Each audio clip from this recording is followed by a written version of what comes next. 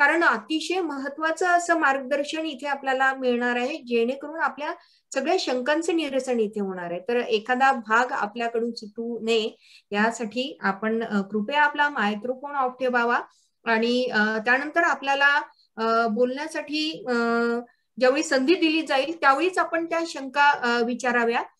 तर मी इथे आदरणीय डॉक्टर बनकर सर, विभाग प्रमुख अभ्यासक्रम विकसन व मूल्यमापन विभाग यांना मी विनंती करते, सर कृपया आपण आपल्या मार्गदर्शनासाठी सुरुवात करावी. धन्यवाद दीपाली मॅडम. या ठिकाणी आवाज येतोय सर तुमचा.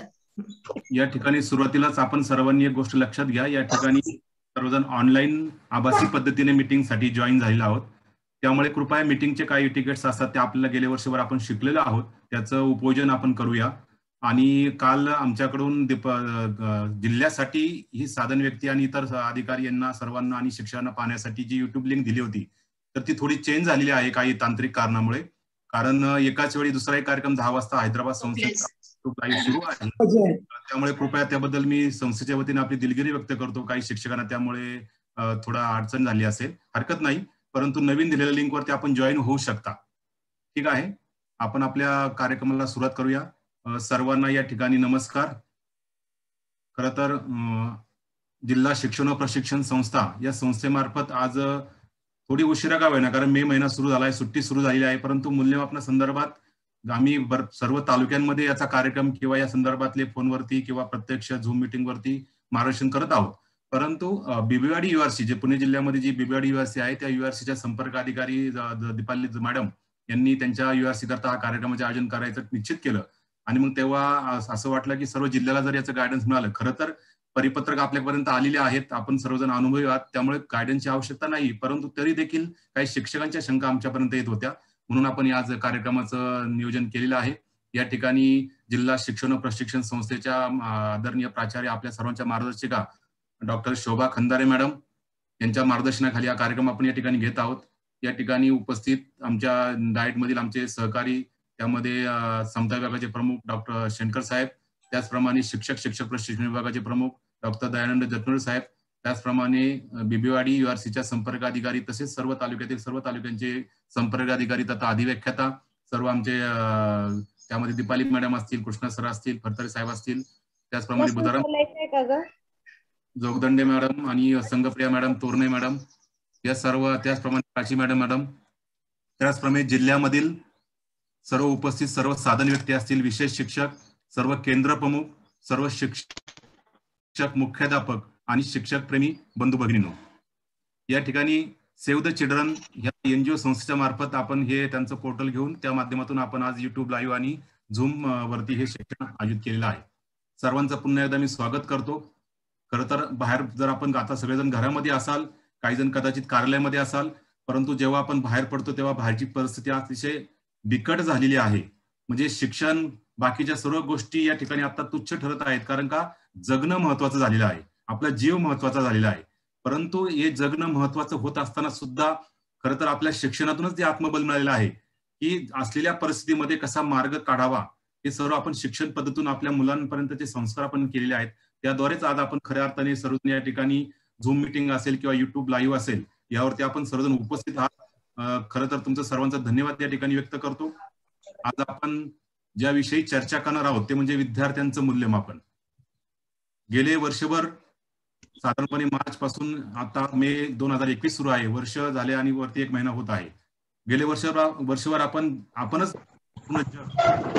अभूतपूर्व अशा परिस्थितीला सामोरे जात आहोत.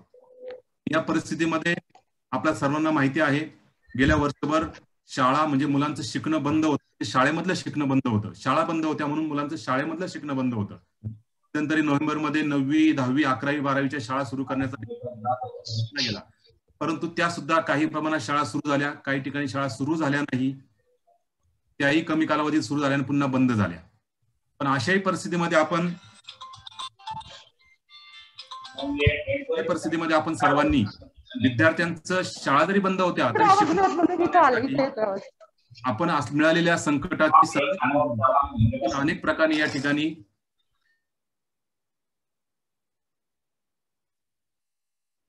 आपण अनेक पद्धतीने या ठिकाणी मुलांचं शिक्षण सुरू ठेवण्यासाठी प्रयत्न केला आहे. त्यामध्ये जिल्ह्यामधील शिक्षकांनी वेगवेगळ्या प्रकारची व्हिडिओ निर्मिती केली. गुगल मीट असेल, झूम असेल, वेबिक्स असेल, यासारख्या पोर्टलचा वापर करून प्रत्यक्ष विद्यार्थ्यांचं ऑनलाईन टीचिंग केलं, ऑनलाईन टीचिंग लर्निंग केलं. काही शिक्षकांनी जीव धोक्यात घालून प्रत्यक्ष घरापर्यंत जाऊन ऑफलाईन पद्धतीने काम केलं. व्हॉट्सअपच्या मदतीतून, फोन कॉलच्या मदतीतून, अशा अनेक पद्धतीने शिक्षकांनी आमच्या खूप महत्वाचे प्रश्न विद्यार्थ्यांचं शिक्षण सुरू राहण्यासाठी महत्वाचं काम केलेलं आहे. याच दरम्यान शासन स्तरावरून सुद्धा अनेक प्रकारचं काम या ठिकाणी मुलांचं शिक्षण सुरू राहण्यासाठी अनेक उपक्रम, अनेक कार्यक्रम सुरू झाले होते. त्यामध्ये महाराष्ट्र शालेय शिक्षण विभाग असेल, SCRT असेल, त्याप्रमाणे जिल्हा शिक्षण प्रशिक्षण संस्था असेल, जिल्ह्यामधील जिल्हा परिषद, महानगरपालिका, या सर्वांनी मिळून अनेक उपक्रम विद्यार्थ्यांसाठी त्या ठिकाणी त्याचं नियोजन केलं, आयोजन केलं आणि आपण सर्व शिक्षकांनी ते उपक्रम विद्यार्थ्यांपर्यंत पोहोचवण्यासाठी निश्चितपणे प्रयत्न केला आहे. त्यामध्ये मग शाळा बंद पण शिक्षण आहे यासारखी मालिका असेल, शैक्षणिक दिनदर्शिका असेल, त्याचप्रमाणे स्वाध्याय उपक्रम असेल, गोष्टींचा शनिवार असेल, टेलिमेली सारखा दूरदर्शनवरील कार्यक्रम असेल, जिओ चॅनल असेल, सह्याद्रीवरील चॅनल असेल, अगदी 1ली पासून तर 12वी पर्यंत सर्व विद्यार्थ्यांचं शिकणं याही परिस्थितीमध्ये सुरू राहावं हा एकच ध्यास आपण सर्वांनी घेतला होता. आहे त्या परिस्थितीमध्ये मार्ग काढत, चुकत चुकत, शिकत शिकत आपण सर्वांनी विद्यार्थ्यांना त्यांच्या शिक्षणाच्या प्रभावामध्ये ठेवण्याचा आपण प्रयत्न केला.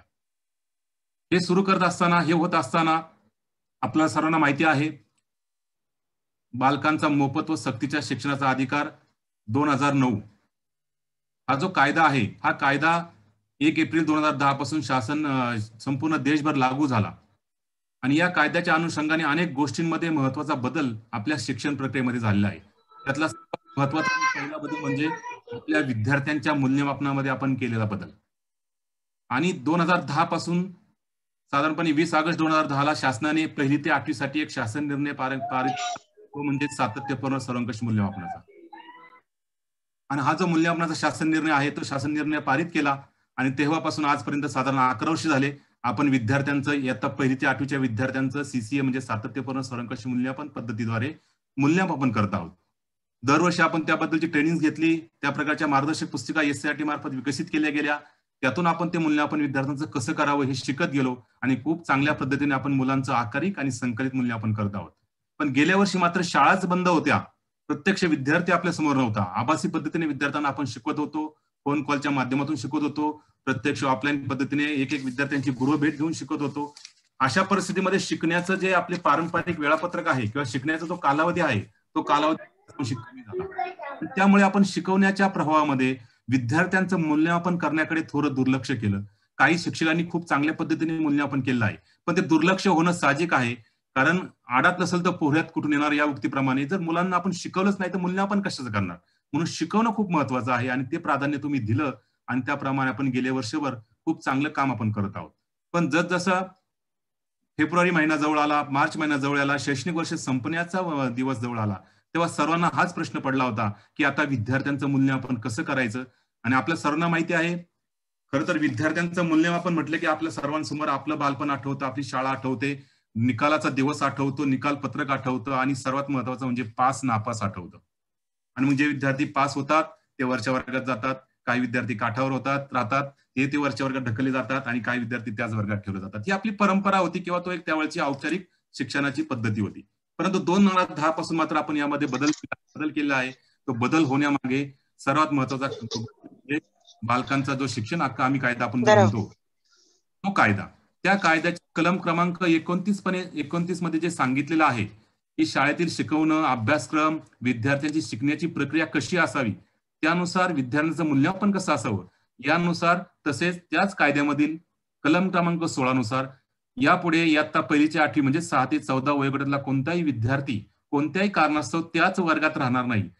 हे जे कायद्यातले कलम आहे, या 2 कायद्याच्या 29 कलम आणि 16 कलमाद्वारे आपण सातत्यपूर्ण सर्वंकष मूल्यमापन पद्धती संपूर्ण राज्यामध्ये महाराष्ट्र शासनाच्या अभ्यासक्रम असणाऱ्या शाळांमध्ये सुरू केली. या वर्षीच्या बद्दल मी बोलत होतो, तर जसं फेब्रुवारी मार्च जवळ येऊ लागला तसंच आपल्या सर्वांना चिंता वाटून लागली की मूल्यमापन मुलांची परीक्षा कशी होणार. तर पारंपरिक अर्थ असा असतो की परीक्षा घ्यायची आणि विद्यार्थ्याला वरच्या वर्गामध्ये पाठवायचं, परंतु तो अर्थ आपण बंद केला किंवा तो त्यामागचा असलेला अर्थ आपण बंद केला. त्याचं कारणच असं आहे की पास नापास हे विद्यार्थ्यांच्या शिक्षणामधल्या अडथळा बनू नये. आपल्या सर्वांना माहिती आहे, नापास आणि पास पूर्वी कसं होतं, 35 गुण मिळालेला विद्यार्थी पास व्हायचा. साधारणपणे सगळ्याच विषयाबाबतीत असं नाही, परंतु 35 गुण मिळवले की विद्यार्थी पास व्हायचा आणि 34 गुणाला विद्यार्थी मात्र त्याच वर्गामध्ये राहायचा. अगदी एक मुळे ते विद्यार्थी वरती जायचा. आणि 35 असो, 99 असो, अगदी 100 असो, म्हणजे वर्गात जायचा आणि 35 गुणाला पण विद्यार्थी वरच्या वर्गात जायचा. ज्याला 35 गुण मिळालेत त्याला 65 गुण मिळालेले नसतात. म्हणजे 65% थोडक्यात आपण त्या ठिकाणी त्याला काही येत नाही असं त्याचा अर्थ जर घेतला तरी आपण त्याला वरच्या वर्गात बसवतो. आणि 66% ज्याला येत नाही त्याला मात्र आपण खालच्या वर्गात बसवतो.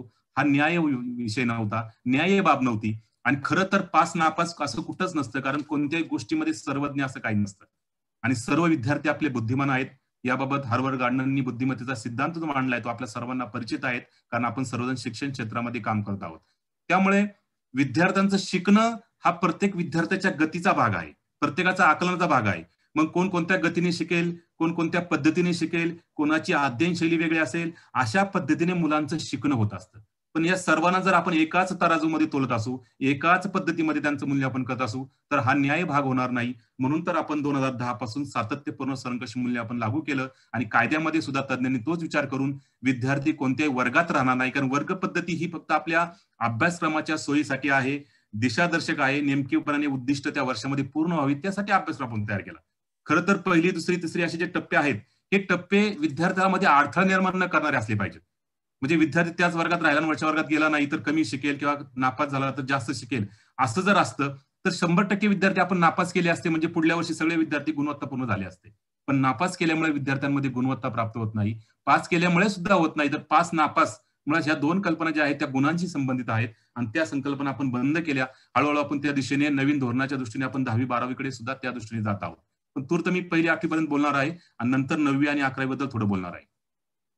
तर अशा पद्धतीने मूल्यमापन प्रक्रिया सुरू असताना पास नापास आपण त्या कायद्याद्वारे सातत्यपूर्ण सर्वंकष मूल्यमापनाच्या कलम 16 नापास पण करत नाही आणि पास पण करत नाही. तर विद्यार्थी आहे त्या इयत्तेपासून प्रवेशित होतो आणि 8वी पर्यंत तो विना अडथळा शिकत राहतो. पण याचा अर्थ असा नव्हे की विद्यार्थ्याला काही शिकवायचं नाही, त्याची परीक्षा घ्यायची नाही, अजिबात नाही. खरं तर सातत्यपूर्ण सर्वंकष मूल्यमापन असं सांगतं, ज्या दिवशी तुमचं शैक्षणिक प्रक्रिया सुरू होते, अगदी शाळेचा पहिला दिवस, त्याच दिवशी मूल्यमापन सुरू होतं आणि अध्ययन पण सुरू होतं. कारण मूल्यमापनाचा सर्वांगीण अर्थ त्यामध्ये सांगितलेला आहे आणि आपल्या सर्वांना तो माहिती आहे. मूल्यमापन म्हणजे काय?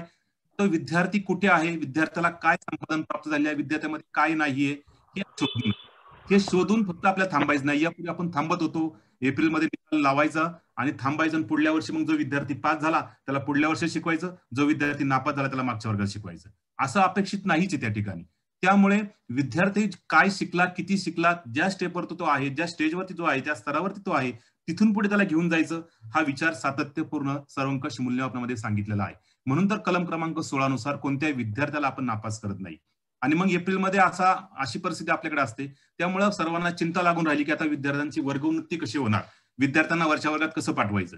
खरं तर तो प्रश्नच नाहीये, परंतु तो प्रश्न निर्माण आपल्या मनामध्ये आला हरकत नाही, त्याच्याबद्दल आपण चर्चा करणारच आहोत. कारण कलम क्रमांक 16 मध्ये स्पष्ट सांगितलेलं आहे कोणताही विद्यार्थी त्या वर्गात राहणार नाही. हे 2010 पासून आपण करतोय. या वर्षासाठी खूप वेगळं काही नाही. तरी पण समाज बांधवांमधून किंवा समाजामधून ती पालकांची मतं होती, शिक्षकांची मतं होती, याबद्दल विचार शालेय स्तरावरती झाला. आणि आदरणीय आपल्या राज्याच्या शालेय शिक्षण मंत्री आदरणीय प्राध्यापिका वर्षाताई गायकवाड यांनी एक निर्णय घेतला आणि तो निर्णय इयत्ता 1ली ते 8वी साठी पण घेतला, 9वी 11वी साठी पण घेतला आणि मध्यंतरी या वर्गांसाठी जो निर्णय घेतला तो म्हणजे सर्व विद्यार्थी पुढच्या वर्गामध्ये वर्गोन्नत करण्याचा निर्णय शालेय शिक्षण विभागापासून घेण्यात आला आणि तो निर्णय संपूर्ण राज्याच्या महाराष्ट्र शासनाच्या अभ्यासक्रम राबवत असणाऱ्या शाळेतील इयत्ता 1ली ते 8वी, 9वी आणि 11वीच्या विद्यार्थ्यांसाठी लागू झाला.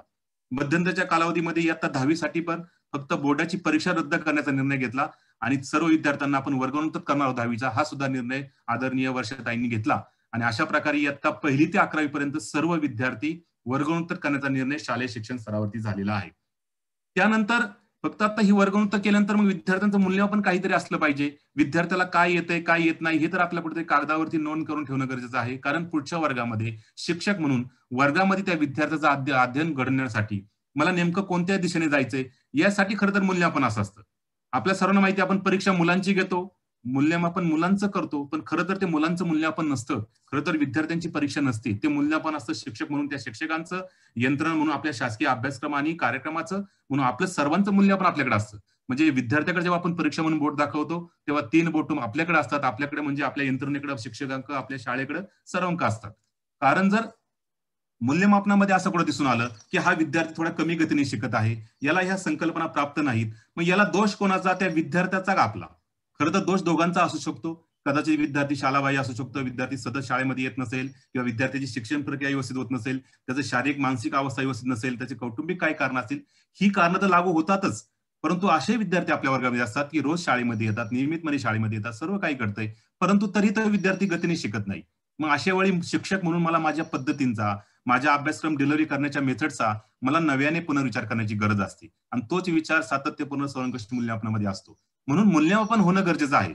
पास नापास महत्वाचं नाही, वरच्या वर्गामध्ये, परंतु विद्यार्थी कसा आहे, कुठे आहे, तो किती शिकला आहे, त्याला काय येत आहे, त्याला कोणती कौशल्य प्राप्ती झाली आहे, त्याला कोणतं ज्ञान मिळालेलं आहे, मग त्याला पुढे घेऊन जाण्यासाठी मला नेमकं रोडमॅप तयार करण्यासाठी, नेमकी दिशा देण्यासाठी या मूल्यमापन प्रक्रियेची गरज, या अभ्यास करणं आणि त्याचं उपयोजन करणं शिक्षक म्हणून आपल्या सर्वांचं एक कर्तव्य असतं. मग अशा पद्धतीने आदरणीय वर्षाताईंनी तो निर्णय डिक्लेअर केला, आणि त्यानंतर राज्य शैक्षणिक संशोधन प्रशिक्षण परिषद म्हणजे आपली SCRT, ज्याला या RT कायद्यानुसार अकॅडमिक अथॉरिटी म्हणून डिक्लेअर केलेला आहे, या संस्थेमार्फत, या कार्यालयामार्फत 8 एप्रिल 2021 रोजी या शासन निर्णयानुसार विद्यार्थ्यांचं मूल्यमापन कसं करावं याबाबतच्या मार्गदर्शक सूचना त्या ठिकाणी निर्गमित केल्या गेल्या. अतिशय चांगल्या पद्धतीच्या सूचना त्या ठिकाणी निर्गमित केल्या आहेत, सुस्पष्ट सूचना आहेत. आपण जर ते पत्र वाचलं, आपण सर्वांनी ते वाचलं पण असेल, त्याप्रमाणे मूल्यमापन आपल्या सर्व शाळांचं कदाचित झालं असेल. काहींचं अजून पॅन्डेमिक परिस्थितीमुळे कदाचित शाळेमध्ये पर्यंत पोहोचणं शक्य झालं नसेल, हरकत नाही. हे वर्षच असं आहे की प्रत्येक गोष्टीला आपल्या या ठिकाणी अपवाद आहे, प्रत्येक गोष्टीचा आपल्याला नव्याने विचार करायचा आहे. जसं आपण गेले वर्षभर प्रत्येक गोष्टीचा नव्याने विचार करत आहोत, म्हणजे आपल्यासमोर विद्यार्थी नाही तरी त्याला शिकवायचं कसं याचा विचार करतोय, शाळा बंद आहे तरी विद्यार्थ्यांची उपस्थिती कशी नोंदवायची याचा विचार करतोय, शाळा बंद आहे तरी शिक्षक शाळेपर्यंत कसा पोहोचणार याचा विचार करतोय. आणि या सर्व परिस्थितीमध्ये आपल्यावरती टांगती तलवार आहे, ती म्हणजे कोविड पार्श्वभूमीची. कारण बाहेर जीव धोक्यात घालून आपण एवढं काम करत आहोत. म्हणजे पहिला जीव महत्वाचा आहे, नंतर शिकणं महत्वाचं आहे.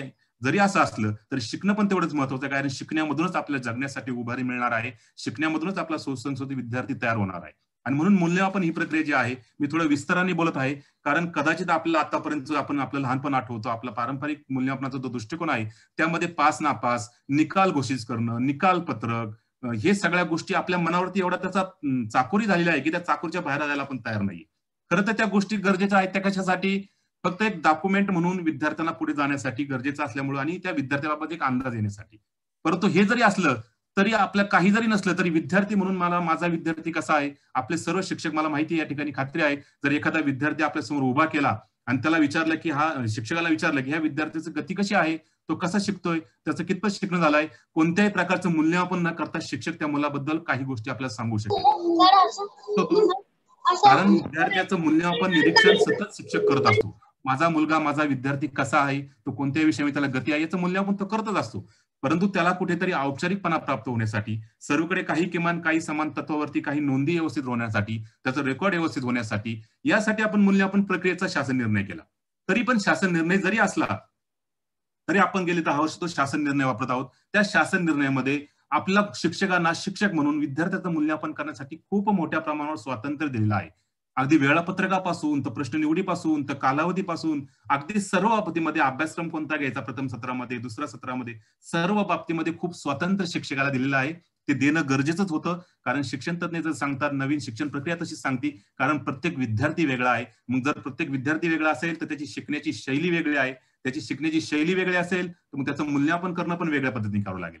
आणि म्हणून तर आपल्याकडे सातत्यपूर्ण सर्वंकष मूल्यमापन आलं, आणि त्यामध्ये आकारिक मूल्यमापन आणि म्हणजे फॉर्मेटिव्ह इव्हॅल्युएशन आणि समेटिव्ह म्हणजे संकलित मूल्यमापन, या दोन प्रक्रियेच्या माध्यमातून आपण विद्यार्थ्याचं सातत्यपूर्ण सर्वंकष मूल्यमापन करत आहोत. याच्यामध्ये सातत्यपूर्ण आणि सर्वंकष हे दोन शब्द खूप महत्वाचे आहेत. सातत्यपूर्ण म्हणजे सतत, अगदी पहिल्या दिवसापासून तो विद्यार्थी शाळेत असेपर्यंत, आणि सर्वंकष म्हणजे काय, तर सर्व पद्धतीने, फक्त लेखी पद्धतीनेच नव्हे, फक्त तोंडी पद्धतीने नव्हेच, तर विद्यार्थ्याची कौशल्य अभिव्यक्त होण्याची वेगवेगळी माध्यमं असतात, त्या सर्व माध्यमांचा विचार उपयोग करण्याचं स्वातंत्र्य या शासन निर्णयाने आपल्याला दिलं. आणि त्याचाच विचार करून 20 ऑगस्ट 2010 रोजी तो शासन निर्णय निर्गमित केला गेला. तोच शासन निर्णय अजूनही लागू आहे. तथापि या वर्षाची ही जी पॅन्डेमिक परिस्थिती आहे, या परिस्थितीमध्ये आपल्याला नव्याने विचार करण्याची गरज भासली, विद्यार्थ्याचं मूल्यमापन नव्याने करण्याची गरज भासली. म्हणून तात्पुरतं या वर्षाकरता माननीय वर्षताईंनी तो निर्णय जाहीर केला. त्याला आधारित राहून आदरणीय SCRTचे संचालक आदरणीय डॉक्टर टेमकर साहेब असतील, त्यांची सर्व मूल्यमापन विभागाची टीम असेल, या सर्वांनी मिळून आपल्यापर्यंत या मार्गदर्शक सूचना पोहोचवलेल्या आहेत. आता या मार्गदर्शक सूचना तयार करत असताना यामध्ये प्रामुख्याने 3 बाबींचा विचार या ठिकाणी केलेला आहे. तो म्हणजे काय, तर शाळेवरती आता सद्यस्थितीमध्ये या वर्षामध्ये काय घडलं असेल आणि त्यानुसार मूल्यमापनासाठी आपल्याला काय सांगावं लागेल.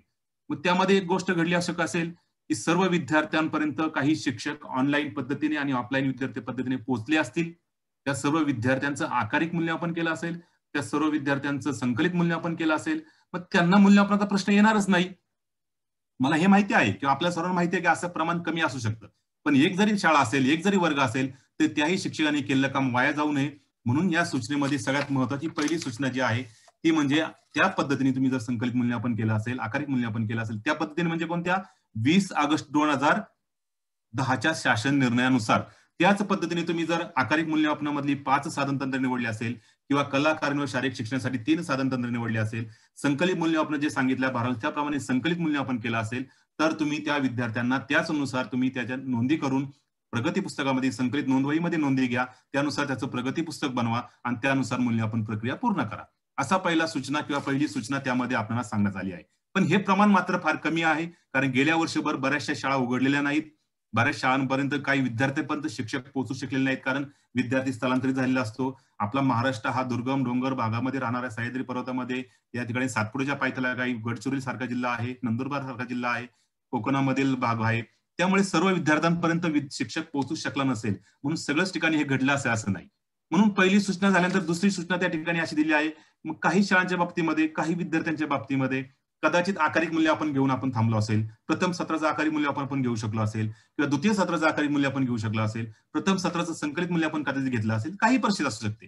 पण जे आपण घेतलंय त्याच आधारे विद्यार्थ्यांचं 100 गुणांमध्ये रूपांतर करून त्या सत्राचं मूल्यांकन 2 सत्रामध्ये आपण मूल्यांकन करत असतो. त्यामुळे त्या सत्राचं मूल्यांकन त्या आकारिक मूल्यांकनाच्या आधारे, द्वितीय सत्रात जर आपण आकारिक मूल्यांकन केलं असेल तर त्या सत्राचं मूल्यांकन आकारिक सत्राच्या आधारे 100 गुणांमध्ये त्याचं कन्व्हर्जन करून रूपांतर करून मुलांची श्रेणी निश्चित करावी, असं आपण दुसरी सूचना त्या ठिकाणी आपण टाकलेली आहे. परंतु याही परिस्थितीमध्ये मात्र काही शाळांमध्ये म्हणण्यापेक्षा जास्त प्रमाणात शाळांमध्ये काही विद्यार्थ्यांपर्यंत आपण पोहोचू शकलो नाही. जरी आपण अध्यापनासाठी ऑनलाईन माध्यमातून त्या विद्यार्थ्यांपर्यंत पोहोचलो असलो तर त्याचं मूल्यांकन आपण त्या पद्धतीने करू शकलो नाही. कारण त्या पद्धतीने म्हणजे कोणती, तर आकारिकच्या तंत्र वापरण्याची पद्धती, 5 तंत्रे, 3 तंत्रे, संकलित मध्ये दिलेला भारांश, तोंडी प्रात्यक्षिक परीक्षा, लेखी परीक्षा हे आपण घेऊ शकलो नसेल तर आपण त्या ठिकाणी काय करायचं हे पण त्या परिपत्रकामध्ये मार्गदर्शक सूचनामध्ये स्पष्ट केलेलं आहे, अगदी सुस्पष्ट केलेलं आहे. त्यामध्ये असं सांगितलं आहे की कायद्यातील कलम क्रमांक 16 मध्ये ज्याप्रमाणे सांगितलं की विद्यार्थी त्या वर्गात राहणार नाही, त्या पद्धतीने त्यानुसार आरटी ऍक्ट 2009 कलम 16 नुसार वर्गणूक असा शेअर आपण त्या मुलाच्या त्या नोंदवहीमध्ये मांडावा. त्याला जर प्रगती पुस्तक द्यायचं असेल तर प्रगती पुस्तकामध्ये कुठेही वर ठिकाणी श्रेणी येणार नाही, फक्त खाली त्या ठिकाणी हा शेरा मारून ते प्रगती पुस्तक आपण तयार करू शकतो, अशी स्पष्ट सूचना एससीईआरटी स्तरावरून दिलेली आहे. म्हणजे अशा प्रकारच्या 3 बाबींमध्ये या ठिकाणी 3 गोष्टी सगळ्यात महत्त्वाच्या सांगितलेल्या आहे. म्हणजे रेग्युलर नियमित पद्धतीने मूल्यांकन केलं असेल तर त्यांची अडचण नाही, अर्धवट झाला असेल किंवा काहीच प्रमाणात झाला असेल तर त्यांनी 100 गुणांचं रूपांतर त्या ठिकाणी करावं. आणि काहीच होऊ शकलं नाही, मग त्याला कारण अनेक आहेत. शिक्षक विद्यार्थ्यांवर पोहोचू शकला नसेल, पोहोचू शकला तर विद्यार्थी स्थलांतर झाला असेल, तो दुर्गम भागात राहतोय, ऑनलाईन पद्धतीने पोहोचू शकलो नाही, ऑफलाईन पद्धतीने पोहोचू शकलो नाही, अनेक कारण आहेत. कोणत्याच पद्धतीने त्याचा संपर्क झाला नसेल किंवा कोणत्याच पद्धतीने त्याचं मूल्यांकन करता आलं नसेल तर अशा विद्यार्थ्यांना आरटी ऍक्ट 2009 कलम 16 नुसार वर्गणूक असा शेरा मारून त्या ठिकाणी आपण त्या विद्यार्थ्यांची वर्गणूक करणार आहे. या ठिकाणी हे लक्षात ठेवा, हेच मार्गदर्शक सूचनापत्र नव्हे तर 9वी 11वीचं पण मार्गदर्शक सूचनापत्र असेल आणि 10वीचे पण निर्णय असेल. या सर्व निर्णयामागे 2 गोष्टी सगळ्यात महत्त्वाच्या आहेत. त्या 2 गोष्टी सर्वांनी लक्षात ठेवायच्या. त्यातली एक गोष्ट म्हणजे विद्यार्थ्यांचं मूल्यांकन आपण करत असताना, केलं असेल आपण करत असताना सर्व विद्यार्थी पुढच्या वर्गात जाणार आहे, हे सगळ्यात महत्त्वाची बाब लक्षात ठेवायची. मग तो स्थलांतरित विद्यार्थी असेल, संपर्क न झालेला विद्यार्थी असेल, त्याचं थोडंफार ऑनलाईन शिक्षण झालेलं असेल, थोडंफार ऑफलाईन झालेलं असेल, काही झालेलं असेल, काही मूल्यांकन झालं असेल, काही असो, विद्यार्थी मात्र सगळे वरच्या वर्गात जाणार आहे, इयत्ता 9वी ते 11वीचे. हा एक महत्वाचा निर्णय आहे आणि हाच निर्णय राज्यामधील फक्त महाराष्ट्र शासनाचा अभ्यासक्रम ज्या शाळांमध्ये आहे त्याच शाळेतल्या विद्यार्थ्यांसाठी लागू आहे. या 2 बाबी सर्वांनी लक्षात घ्यायच्या, कॉमन बाबी आहेत, त्या सर्वांनी लक्षात घ्यायच्या बाबी आहेत. आता या ठिकाणी मग असं आपण केलं, मग अशी मी म्हटल्याप्रमाणे मुलांचं शिकणं महत्वाचं आहे. अध्ययन आणि मूल्यमापन ह्या एकाच नाण्याच्या 2 बाजू आहे. म्हणजे अगदी शाळेच्या पहिल्या दिवसापासून अध्ययन सुरू होतं, दुसऱ्या दिवसापासून मूल्यमापन पण, पहिल्या दिवसापासून मूल्यमापन पण सुरू होतं. मग असं असताना सातत्यपूर्ण स्वयंप्रकाश मूल्यमापनामध्ये हे पण सांगितलेलं आहे, खरं तर हे नेहमीच लागू आहे, आताच नाही, की क 2 पेक्षा जर श्रेणी कमी असेल त्या विद्यार्थ्याची आपण त्याला वरच्या वर्गात घेऊनच जाणार आहोत. पण क2 पेक्षा जर कमी श्रेणी असेल तर अशा विद्यार्थ्यांना अतिरिक्त पूरक मार्गदर्शन आपल्याला करायचं आहे. अशा विद्यार्थ्यांना वर्षभरात घेऊन जाताना त्या सर्व विद्यार्थ्यांच्या बरोबर त्याला स्तरावरती घेऊन जायचं आहे. अशा पद्धतीने आपल्याला काम करायचं आहे असं आपल्याला त्या शासन निर्णयामध्ये सांगितलेलं आहे. परंतु आता यावर्षी मात्र आपण सर्वच विद्यार्थ्यांच्या बाबतीमध्ये कोणती श्रेणी प्राप्त होते, काय होते, किंवा काही विद्यार्थ्यांना आपण श्रेणी पण देऊ शकत नाही. मग या विद्यार्थ्यांच्या स्तराचं काय, या विद्यार्थ्यांचं शिकण्याचं काय? नवीन वर्ष सुरू होणार आहे. खरं तर गेल्या वर्षीच्या तुलनेमध्ये या नवीन वर्षामध्ये अधिक आपल्याला काम करावं लागणार आहे. कारण का, गेल्या वर्षी जर झालेलं त्याचं अध्ययन नुकसान आणि पुढील वर्षाच्या अध्ययन निष्पत्ती याची एकत्रित सांगड घालून शिक्षक म्हणून मला वर्गामध्ये खूप कसरत करावी लागणार आहे. मग त्यामुळे अशा वेळी आपल्याला जेव्हा नवीन शैक्षणिक वर्ष सुरू होणार आहे तेव्हा ह्या विद्यार्थ्यांसाठी त्यांना एक स्तरावरती साधारणपणे आणण्यासाठी, तिथून पुढे जाण्यासाठी प्रत्येक विद्यार्थ्याचा विचार करून आपल्याला काही कृती आराखडा तयार करावा लागणार आहे. ब्रिज कोर्स किंवा काहीतरी त्यांना जोडून घेणारा कोर्स आपल्याला तयार करावा लागणार आहे. खरं तर याच मार्गदर्शक सूचनांमध्ये राज्य शासनाने एससीईआरटीने आपल्या त्याबद्दल सांगितलं आहे की असा कार्यक्रम एससीईआरटी कडून आपल्याला येणार आहे. त्यामुळे तो विचार एससीईआरटी स्तरावर सुरू आहे, त्याबद्दलचं काम एससीईआरटी मध्ये सुरू आहे. शैक्षणिक वर्ष कधी सुरू होते अजूनही आपल्याला माहित नाही, कारण अजूनही परिस्थिती बाहेरची खूप भयानक आहे. 15 जूनला शैक्षणिक वर्ष सुरू होईल का नाही याची शाश्वती नाही. परंतु जेव्हा कधी शैक्षणिक वर्ष सुरू होईल तेव्हा आपण मात्र त्या ब्रिज कोर्सचा आपण विचार करणार आहोत. परंतु असं असलं तरी आपण सर्वांनी एक लक्षात ठेवायचं की आपल्या विद्यार्थ्यांच्या वर्षभर आपण जो प्रयत्न केला तोच प्रयत्न इथून पुढे आपण चालू ठेवणार आहोत. विद्यार्थ्यांचा ऑनलाईन ऑफलाईन शिकण्यासाठी अधिक मार्ग आपल्याला या ठिकाणी अनुभवातून मिळालेले आहेत. त्याचा विचार करून आपण आपल्या विद्यार्थ्यांचं शिकणं त्या ठिकाणी सुरू ठेवणार आहोत आणि ते ठेवणं गरजेचं आहे.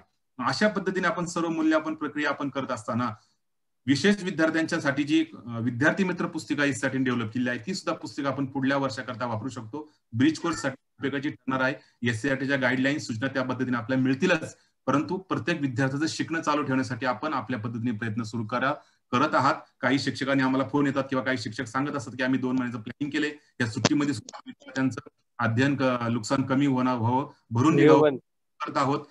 सुट्टीमध्ये सुद्धा आम्ही ऑनलाईन वर्ग घेत आहोत, ऑफलाईन पोहोचत आहोत. आणखी त्या शिक्षकांचं खूप खूप मनापासून, कारण विद्यार्थ्यांचं शिकणं सुरू राहावं हा एकच ध्यास आपल्या पुणे जिल्ह्यातील सर्व शिक्षकांचा मुख्य आहे. आणि त्यामुळे विद्यार्थ्यांचं शिकणं महत्वाचं आहे, मूल्यमापन पण महत्वाचं आहे. पण पहिलं शिकणं, मग मूल्यमापन, आणि मग मूल्यमापनाच्या आधारे काय कमी आहे, काय नेमकं मिळालंय, काय प्राप्त झालंय याच्या आधारे पुन्हा शिकणं, अशा प्रक्रियेमध्ये ही मूल्यमापन शैक्षणिक प्रक्रिया असते. त्यामुळे मूल्यमापन फक्त पास नापाससाठी वर्गात जाण्यासाठी नाही, तो अर्थ आपण कधीच बंद केलेला आहे. मुलं पहिलीच प्रवेश घेतल्यानंतर परत मुलं जाणारच आहे. परंतु त्याचं क्वालिटी एज्युकेशन, त्याचं गुणवत्तापूर्ण शिक्षण व्हावं यासाठी मूल्यमापनाची मदत आपण घेत असतो, आणि ती मदत अगदी पहिल्या दिवसापासून घेणं गरजेचं आहे. तोच विचार सीसी मध्ये आहे, तोच विचार या मार्गदर्शक सूचनामध्ये सांगितलेला आहे. आता हे करत असताना अजून एक गोष्ट लक्षात घ्यावी मार्गदर्शक सूचनेनुसार, की 8 एप्रिल 2021 नंतर कोणत्याही विद्यार्थ्याचं इयत्ता पहिलीच्या 8वी बाबत मी बोलत आहे, इयत्ता पहिलीच्या 8वी बाबत इयत्ता कोणत्याही मुलाचं मूल्यमापन नव्याने आपण घ्यायचं नाही. कदाचित आता विद्यार्थी शिक्षकांना वाटलं असेल की सृष्टी, आता मी माझ्या विद्यार्थ्यांचं आकारिक मूल्यमापन केलं नव्हतं, आता मी आकारिक मूल्यमापन करून घेतो, आता कसं करणार किंवा कसं विद्यार्थ्यांना भेटणार? अजिबात नाही. शासन निर्णयाने ह्या सूचनेने सांगितलेलं आहे की यापुढे कुठलंही मूल्यमापन विद्यार्थ्याचं पहिलीच्या 8वीच्या करायचं नाही. तुम्ही जे केलंय त्याचा विचार करा, केलं नसेल तर तिसरी सूचना जी आहे त्याचा विचार करा आणि फक्त नोंद पूर्ण करून ठेवा. आणि विद्यार्थ्यांचं शिकणं आपण सुरू नेण्यासाठी आपल्या पद्धतीने जो प्रयत्न करताय तो चालूच ठेवा. नवीन शैक्षणिक वर्षामध्ये आपण जे काही परिस्थिती आहे आपण सामोरे जाणारच आहोत. अशा प्रकारे ऑफलाईन ऑनलाईन आपण जे काम करत आहोत ते काम अतिशय चांगल्या पद्धतीने सुरू आहे. ते अधिक दर्जेदार ह्या वर्षी होईल, कारण गेल्या वर्षीचा अनुभव आपल्या पाठीशी आहे, गेल्या वर्षी ज्या आलेल्या अडचणी आपल्या पाठीशी आहे. आपण सर्व टेक सेवी शिक्षक झालेलो आहोत. खरं तर यापूर्वी आपण म्हणायचं की तुमच्या शाळेमध्ये तंत्रस्नेही शिक्षक कोण आहे, पण आता खरं तर तंत्रस्नेही शिक्षक सर्वच झालं, कारण सर्वजण आता झूम मीटिंग मध्ये तुम्ही जॉईन झाला आहेत, युट्यूबला जॉईन झाला आहेत, वेगवेगळ्या शिक्षण परिषदेच्या माध्यमातून आपण सर्व तंत्र आपल्या सर्व जिल्ह्यांना आपण सांगितलेले आहेत. त्यामुळे सर्व शिक्षक काही ना काही प्रमाणात तंत्रस्नेही झालेले आहेत. तिथं कदाचित किमान झूम मीटचा वापर करून ते आपण वर्ग अध्यापन करत आहात, पालकांशी संवाद साधत आहात, एसएमसीच्या बैठका आपण घेत आहात. अनेक प्रकारे आपण शालाबाह्य विद्यार्थ्यांच्या बाबतीमध्ये सुद्धा आपण पालकांशी संपर्क करत आहात. त्यामुळे सर्व शिक्षक आता तंत्रस्नेही झालेले आहे. त्याचाच अनुभवाचा विचार करून आपण पुढचं शिक्षण विद्यार्थ्याचं सुरू ठेवणार आहे. आणि हे करत असताना नव्याने कुठेही शाळेमध्ये विद्यार्थ्यांना बोलून आपण विद्यार्थ्यांचं मूल्यमापन करणार नाही हे लक्षात ठेवा. आणि त्या जिल्ह्यामध्ये राज्यामध्ये कोविड संदर्भात आदरणीय माननीय जिल्हाधिकारी यांनी दिलेल्या सूचनांचं पालन सुद्धा आपण करत आहोत. त्यामुळे यासाठी वेगळं काही सूचना, वेगळ्या काही शंका आपल्या येतीलच. माझं बोलणं झाल्यानंतर आपण शंका समाधानासाठी वेळ देणार आहोत. त्यामुळे आपल्या काही शंका असतील तर कृपया आपण चॅट बॉक्समध्ये त्या ठिकाणी टाकू शकता, आणि त्यातील निवडक शंका किंवा जे वारंवारता पाहून काही शंकांचं निश्चित आपण या ठिकाणी चर्चा आपण निश्चित करणार आहोत. परंतु मला असं वाटतं की 8 एप्रिल 2021चं जे मार्गदर्शक सूचनापत्र आहे पहिली ते 8वीचं, त्यानुसार खूप स्पष्ट सूचना त्या ठिकाणी आपण तयार केलेल्या आहेत. आणि त्या सूचना आपल्यापर्यंत पोहोचलेल्या आहेत. त्यामुळे कुठेही त्या ठिकाणी रेकॉर्ड, दप्तर याचा बाऊ न करता, याचा ताण न घेता, प्रशासकीय यंत्रणेला पण आपली सूचना आहे की याचा ताण न घेता जे आहे जसं आहे तसं जाईल, काही अडचण नाही.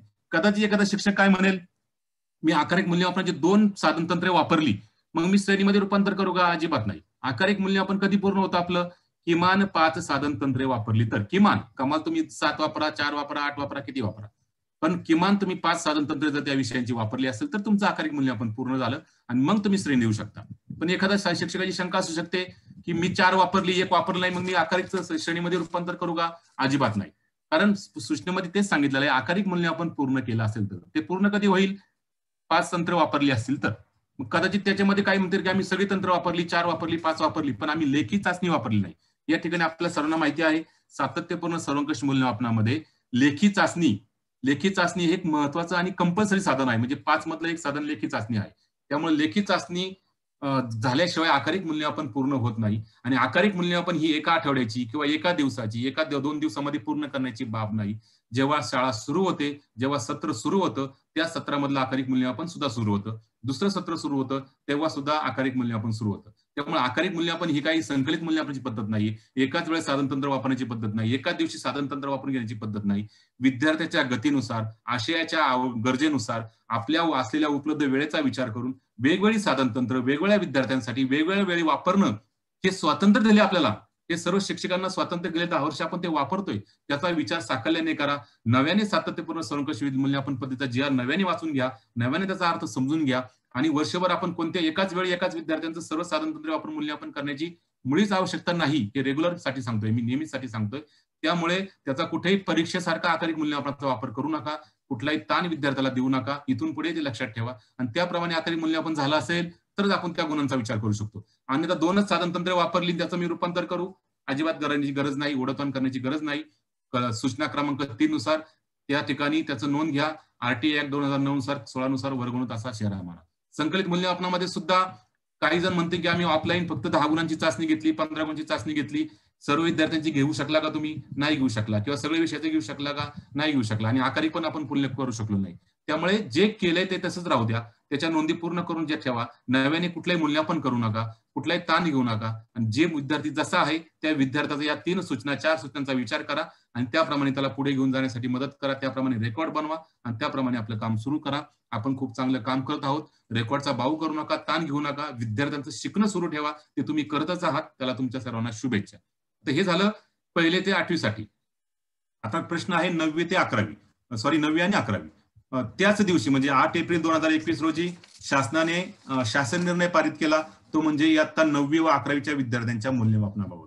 खरं तर तो शासन निर्णय सुद्धा इतका स्पष्ट आहे आणि खूप स्वातंत्र्य देणारा आहे. या ठिकाणी मला वाटतं जिल्ह्यातील काही माध्यमिक शाळांचे मुख्याध्यापक उपस्थित असतील, काही माध्यमिक शाळांचे शिक्षक उपस्थित असतील. कृपया 9वी आणि 11वी बाबतीमध्ये मात्र थोडा वेगळा विचार या ठिकाणी शासनाने केलेला आहे, कारण त्या विद्यार्थ्यांचं मूल्यमापन पद्धती सुद्धा वेगळी आहे. त्या ठिकाणी आपण कुठेही सातत्यपूर्ण सर्वंकष मूल्यमापनाचा विचार करत नसतो. त्या ठिकाणी सत्रामधील चाचण्या, सत्राचं संकलित प्रथम सत्र, द्वितीय सत्र आणि इतर त्यांचं गृहकार्य म्हणजे अंतर्गत काम याद्वारे आपण मूल्यमापन करत असतो. परंतु यावर्षी मात्र त्याही विद्यार्थ्याच्या बाबतीमध्ये मी जे आता बोललो तीच परिस्थिती लागू होते. त्यामुळे त्या विद्यार्थ्यांना ती परिस्थिती लागू असल्यामुळे या सर्व विद्यार्थ्यांच्या बाबतीमध्ये शासनाने सर्वांना वर्गणूक करण्याचा निर्णय घेतलेला आहे. तो शासन निर्णय 8 एप्रिल 2021 ला आलेला आहे. तो आपण सर्वांनी पाहिला असेल. आता त्यानुसार फक्त वर्गणूक करायचं मग कसं करायचं, कारण त्यांना RTI कायदा लागू नाही. मग त्या ठिकाणी शाळा स्तरावरती आपली जी माध्यमिक शाळा संहिता आहे त्यानुसार विशेष शिक्षकांच्या समित्या स्थापन करायला सांगितल्या शासनाने. आणि ते आपला मुख्याध्यापक आपल्या सर्वांना माहिती आहे. त्या विशेष समित्यांच्या आधारे विशेष शिक्षकांच्या समित्यांचं गठन करून 9वी व 11वीचं मूल्यमापन शाळेने करायचं आहे. मग आता हे मूल्यमापन करताना स्वातंत्र्य दिले शाळेला. जर स्वातंत्र्य दिलं असेल तर कुठलाच प्रश्न त्यांनी परत विचारण्याची आवश्यकता मला वाटत नाही किंवा लागणार नाही. स्वातंत्र्य दिले की तुम्ही एखाद्या विद्यार्थ्याचं मूल्यमापन कसं करायचं. मग त्या ठिकाणी त्या विद्यार्थ्याला आपण काही चाचण्या घेतल्या असतील, त्या विद्यार्थ्याच्या काही ट्युटोरियल घेतले असतील, अंतर्गत मूल्यमापनामध्ये काही घरी त्याला काम दिलं असेल, काही स्वाध्याय दिला असेल. आणि आपल्या सगळ्यात महत्वाचा शब्द त्या शासन निर्णयामध्ये आहे, कोणत्याही सोयीच्या मूल्यमापन तंत्राचा वापर करून.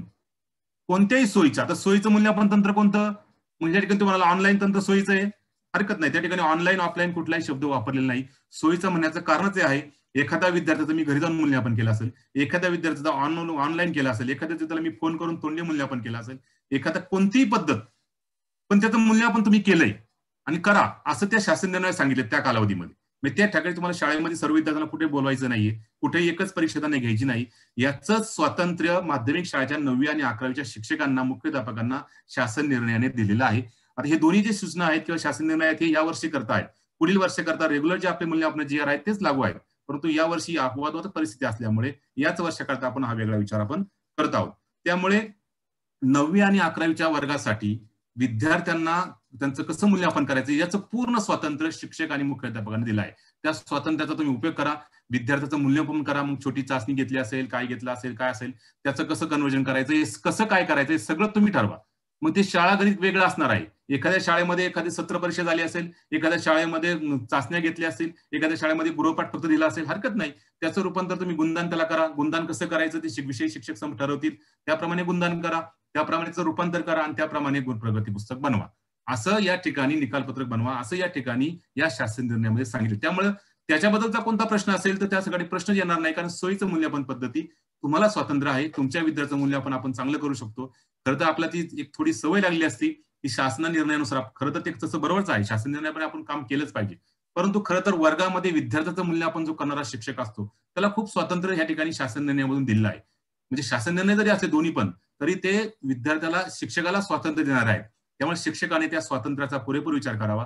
आपले विद्यार्थी कसे आहेत ते त्याला माहिती असतं, कोणतं साधन तंत्र त्याला वापरायचं, कोणती सोयीचं मूल्यमापन पद्धत त्याला वापरायची याचा विचार करा. तुम्ही केला असेल, त्याप्रमाणे काम केलं असेल, त्याप्रमाणे त्या विद्यार्थ्याचं मूल्यमापन तयार करून, रेकॉर्ड तयार करून आपण ठेवू शकता.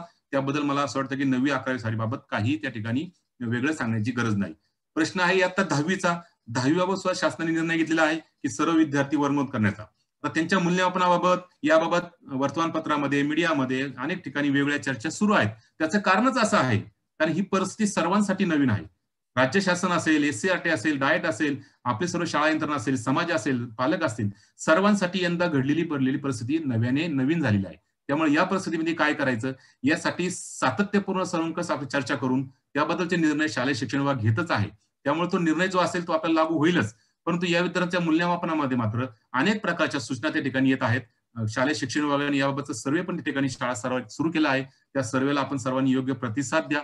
त्यानुसार पुढील सूचना आपल्याला प्राप्त होतीलच आणि त्यानुसार 10वीच्या मुलांचं सुद्धा आपण मूल्यमापन करणार आहोत. परंतु या ठिकाणी पुन्हा एकदा मी सांगतो की हे सगळ्यात लक्षात ठेवायचं की आता 1ली पासून 11वी पर्यंत कोणताही विद्यार्थी, मग तो शाळेपासून संपर्कात नाही, तो स्थलांतरित झालेला आहे, काय असो, तो या वर्षी ज्या वर्गात होता त्या वर्गातून 2021 मध्ये तो मात्र पुढच्या वर्गामध्ये जाणार आहे. वर्गोन्नत करण्याचा निर्णय शासन स्तरावर निर्णय घेतलेला आहे. त्याचं फक्त मूल्यमापनाच्या नोंदी कशा करायच्या याबद्दल मी एक 10-15-20 मिनिटं या विषयावरती बोललो आणि मला असं वाटतं की आता जे बोललो ते आपल्या सर्वांना पुरेसं असेल. तरी पण जेव्हा चर्चा आपली सुरू होईल, आपले प्रश्न येतील, काही प्रश्नांची आपण चर्चा करूया, त्यातून अधिक सखोल आपल्याला ज्ञान प्राप्त होईल असं मला वाटतं. आपण सर्वजण अनुभवी शिक्षक बांधव आहात, मुख्याध्यापक आहात, त्यामुळे वेगळं मी काही सांगितलेलं नाही. जे शासन निर्णयामध्ये सांगितलं तेच थोडं आपल्या ओघवत्या भाषेमध्ये, आपल्या सोप्या भाषेमध्ये आपल्या पद्धतीने सांगण्याचा प्रयत्न केलेला आहे. तर आता आपल्याला सर्वांना विनंती आहे की माझं बोलणं थांबवतो मी आणि आपल्या काही शंका असतील तर कृपया चॅट बॉक्समध्ये टाका. बेबीवाडी युनिव्हर्सिटी मधील काही शिक्षकांना रेज हँड करण्याची पण आपण त्या ठिकाणी सुविधा उपलब्ध करून देत आहोत. युट्यूब लाईव्ह वरती सुद्धा आमचे अधिकारी, आमचे विषय सहाय्यक असतील, ते सर्वजण पाहत आहेत. त्यातले काही प्रश्न आपण घेऊया आणि एक 20-25 मिनिटांमध्ये आपण शंका समाधान घेऊया आणि त्यानंतर आपण थांबूया. सर्वांना धन्यवाद. हार्दिक धन्यवाद सर. फार सुरेख रीतीने अगदी डिटेलमध्ये हे मार्गदर्शन आपण केलेलं आहे. अगदी सर जवळपास युट्यूबला आपले जवळपास 1200 लोक जॉईन आहेत आणि इथे 450 लोक आणि अगदी सतत त्यांच्या फार सुरेख अशा प्रतिक्रिया येत आहे. फार सुरेख असं मार्गदर्शन आपल्या शिक्षक वर्गाला हे अपेक्षित होतं, त्यांना हवं होतं. मोठ्या प्रमाणात अशा म्हणजे त्यांचे रिस्पॉन्स येत आहे. त्यांचे प्रश्न आपण तर घेऊच या सर. मी फोटो काढून ठेवलेले आहे म्हणजे ते प्रश्न आपल्यापर्यंत पोहोचवते. पण मला असं वाटतं सध्या इथे बराच शिक्षक वर्ग उपस्थित आहे आणि उत्सुक आहे स्वतःचे प्रश्न विचारायला. तर कृपया आपण हँडरेज करावा जेणेकरून म्हणजे आपण सिक्वेन्शियली आपले प्रश्न घेता येतील. हा बोला ना सर. काही ठिकाणी हँडरेजचे प्रश्न एक घ्या, नंतर एक चॅट बॉक्स मधला एक घ्या आणि युट्यूबला अशी आपण करूया. बरोबर चालेल. Okay okay okay okay sir. तर हो मॅडम. सर शीतल बेल्लावडे मॅडमचा प्रश्न आला की मूल्यमापन कोणत्या सत्राचे करायचे, प्रथम की द्वितीय? कृपया आपल्या सर्वांना विनंती आहे, प्रश्न विचारताना आपण कोणत्या वर्गाबाबत विचारताय हे कृपया शीतल बेलवाडी मॅडम विचारले, याचा अर्थ गृहीत धरतो मी. त्यांनी विचारले की कोणत्या सत्राचं मूल्यमापन करायचं. आपल्या सर्वांना माहिती आहे सातत्यपूर्ण सर्वंकष मूल्यमापन पद्धतीचा शासन निर्णय सांगतो की दोन्ही सत्रांचं वेगळं मूल्यमापन आहे. त्या ठिकाणी कुठेही दोन्ही सत्रांचं एकत्रित मूल्यमापन आपण करत नाहीये.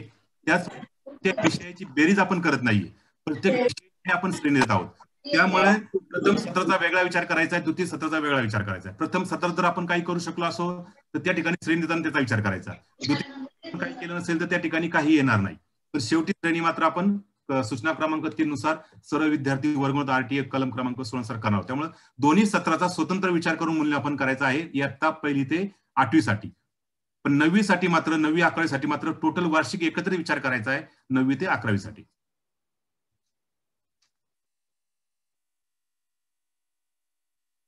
पुढील प्रश्न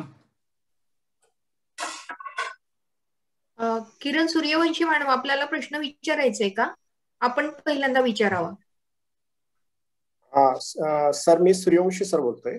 ओके सर.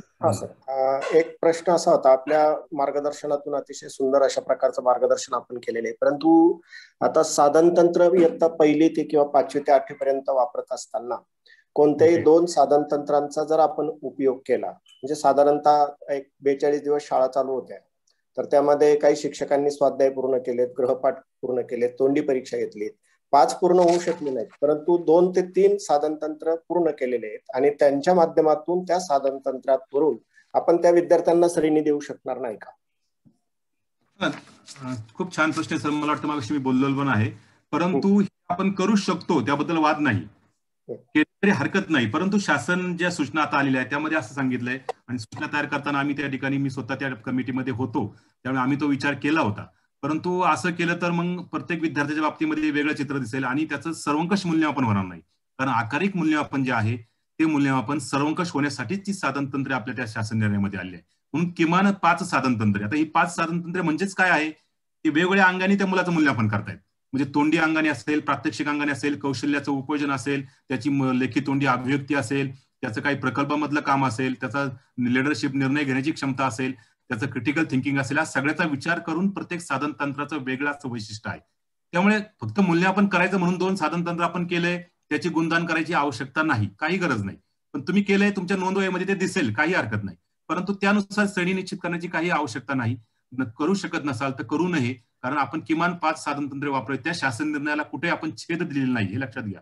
20 ऑगस्ट 2010चा जो शासन निर्णय आहे तो कुठेही अधिक्रमित केलेला नाही, तो कुठे रद्द केलेला नाही. फक्त त्यालाच अनुषंगून आताच्या वर्षासाठी आपला बदल करायसाठी आपण हे सूचना काढली आहे. याबाबत कुठलाही शासन निर्णय आपण घेतलेला नाही.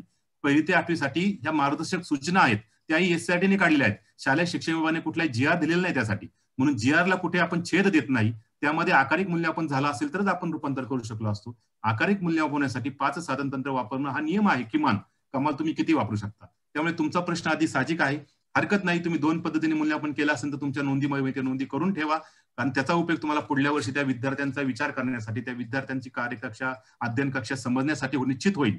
परंतु निकाल पुस्तक मात्र त्याचं चित्र वेगळं दिसेल, म्हणून तसं करू नका कृपया. धन्यवाद. धन्यवाद सर. धन्यवाद सर. राजेश्री मॅडमचे प्रश्न 2 आले. हा फ्रिक्वेंटली आस्क क्वेश्चन आहे बऱ्याच जणांच्या मनातला. पहिला प्रश्न राजेश्री मॅडमचा असा आहे की जर अनुक्रमांक 3 आहे मुद्दा 8 एप्रिलच्या पत्रातला, तो जर वापरला तर सर्वांच्या पुढेच मग वर्गोन्नत फक्त लिहायचं आणि इतर काही नोंदी लिहायच्या नाहीत का? आणि दुसरा त्यांचा प्रश्न आहे की जर वर्गोन्नत अशी मुलं झाली तर त्याच्या तपासणीला शासन स्तरावरून जे होणार आहे त्याला कसं सामोरं जायचं? छान प्रश्न विचारला. अगदी खरं तर इतक्या मनमोकळेपणे आपण बोलत आहात, असं मनमोकळेपणेच बोलावं. शासन स्तरावर म्हणजे आम्ही शासनामध्येच काम करत आहोत, त्यामुळे शासनाच्या खरं तर शासन वेगळं आणि शाळा वेगळी असं आपण सर्वजण मिळून मुलांचा विचार करत आहोत. तर मॅडमचा पहिला प्रश्न आहे की 3री सूचना जी आहे त्याप्रमाणे सर्वच मुलांच्या बाबतीत होणार आहे. अगदी खरं तर तेच सत्य आहे. म्हणजे 1ली आणि 2री सूचना काहीच शाळांसाठी, काहीच वर्गासाठी, काहीच विद्यार्थ्याला लागू होणार आहे. खरी 3री सूचना महत्वाची आहे, कारण सर्वच विद्यार्थ्यांचे बऱ्यापैकी शाळांमध्ये आपण मूल्यमापन घेऊ शकलेलो नाही. मूल्यमापन म्हणजे कोणत्या पद्धतीने, जी आपली अधिकृत पद्धती आहे. मूल्यमापन काहींनी केले, बऱ्याच शिक्षकांनी ऑनलाईन टेस्ट घेतल्या, पण ते मूल्यमापन नाही. मी मगाशीच म्हटलो की मूल्यमापन म्हणजे फक्त लेखी परीक्षा किंवा टिक मार्क करणे हे मूल्यमापन होत नाही, कारण ते सर्वांगीण नसतं, सर्वंकष नसतं. त्यामुळे त्याला तसा अर्थ प्राप्त होत नाही. ते एक भाग आहे मूल्यमापनाचा, ही एक पद्धती आहे, परंतु त्याने सर्वंकष मूल्यमापन होत नाही. म्हणून तिसरी सूचना जी आहे त्याप्रमाणे सर्वच मुलांच्या बाबतीमध्ये आपले सेरास राहणार आहे वहीमध्ये की सर्व विद्यार्थी आरटी कलमनुसार वर्ग, त्यामुळे काही कुठलं बिघडणार नाही. तर तुम्ही त्याला जोडून पुढला प्रश्न विचारला की शासकीय तपासणीमध्ये, आता कोणती शासकीय तपासणी मला कळलं नाही, परंतु शासनानेच हे पत्र दिलेलं आहे. त्यामुळे शासन तपासणी करणारे आपले जे कोणी केंद्र परिषद यंत्रणेतले अधिकारी असतील, केंद्रप्रमुख असेल, गट शिक्षण अधिकारी असतील, आम्ही जिल्ह्यावरले आम्ही सर्व अधिकारी असू, आम्हाला सर्वांना ह्या शासन निर्णयाची माहिती आहे. त्यामुळे कुठलीही परीक्षा यंत्रणा तुम्हाला त्या विद्यार्थ्याला असं का लिहिलं असं कोणीच विचारणार नाही. कृपया विचारणार पण नाही असं आम्ही परीक्षा यंत्रणेला पण सूचना दिलेल्या आहेत. याही ठिकाणी कदाचित काही परीक्षा यंत्रणेतले अधिकारी उपस्थित असतील, त्यांना आम्ही ते सांगितलेलं आहे, त्यांनाही ते माहिती आहे. त्यामुळे यावर्षीची परिस्थिती अशी आहे, त्यामुळे ते शेरा दिल्यामुळे कुठे काही बिघडणार नाही लक्षात घ्या. आणि कुठली तपासणी करणारी यंत्रणा तुम्हाला त्याबद्दल त्रास देणार नाही, असं काही घडणार नाही याची निश्चित खात्री बाळगा. आणि आपल्याला ती सवय लागली आहे की विद्यार्थ्याचं गुणपत्रक भरलं पाहिजे, विद्यार्थ्याच्या गुणपत्रकामध्ये काहीतरी चांगलं दिसलं पाहिजे. या वर्षी मात्र सर्व त्याला आपण अपवाद आहोत, कारण परिस्थितीच भयानक आहे. त्यामुळे जे आहे तसं फक्त नोंदी करायच्या म्हणून तर खरं तर म्हणजे ही सूचना सुद्धा द्यायची गरज नव्हती. म्हणजे काहीतरी केलं नसतं आपण विद्यार्थी मूल्यांकन तर कलम क्रमांक 16 नुसार आपण सर्व विद्यार्थ्यांना वर्गात पुढच्या वर्गात जाऊ शकलो असतो. परंतु आपल्या वरून यायची आदेशाची आपण वाट पाहत असतो सवयीप्रमाणे, म्हणून ही सूचना केलेली आहे. त्यामुळे वेगळं काही त्या सगळ्यांनी वेगळं सांगितलं असं काहीच नाही. कलम क्रमांक 16 जे सांगितलंय तेच थोडं व्यवहार्य कसं करता येईल याचा विचार सूचना करताना राज्य केलेला आहे आणि त्या सूचना आपल्यापर्यंत पोहोचवल्या. त्यामुळे कुठलाही ताण घेऊ नका. मग अशी सांगितल्याप्रमाणे तपासणीचाही कुठला ताण घेऊ नका. कुठलीही तपासणी विद्यार्थ्याची त्याबद्दल होणार नाही. परंतु तुम्ही चुकीचं जर केलं आणि चुकीचं केलं आढळलं, तुम्ही मुलाचं मूल्यांकन घेतलं नाही आणि साधन तंत्राला गुण दिले दिसले, ते मात्र चुकीचं होईल आणि ते कुठेतरी आपल्याला वेगळ्या पद्धतीने त्या ठिकाणी विचार करावा लागेल. तर कृपया चुकीचं करू नका. जे आहे ते स्वीकारा, वास्तव स्वीकारा आणि सत्य आहे तेच आपण मांडूया. धन्यवाद. सर, पालकांच्या संदर्भात 3 जणांचे प्रश्न आलेत. माधुरी ओके किंवा दातार मॅडम आहेत, पूनम मोहिते मॅडम, तिघींचा एकच प्रश्न आहे की बऱ्याचदा पालकांचं अशी भूमिका असते की माझ्या मुलाची प्रगती झालेली नाही या वर्गाच्या संदर्भात, तर त्याला त्याच वर्गात ठेवावं, तर मग काय करावं, असं त्या तिघींचा प्रश्न आहे.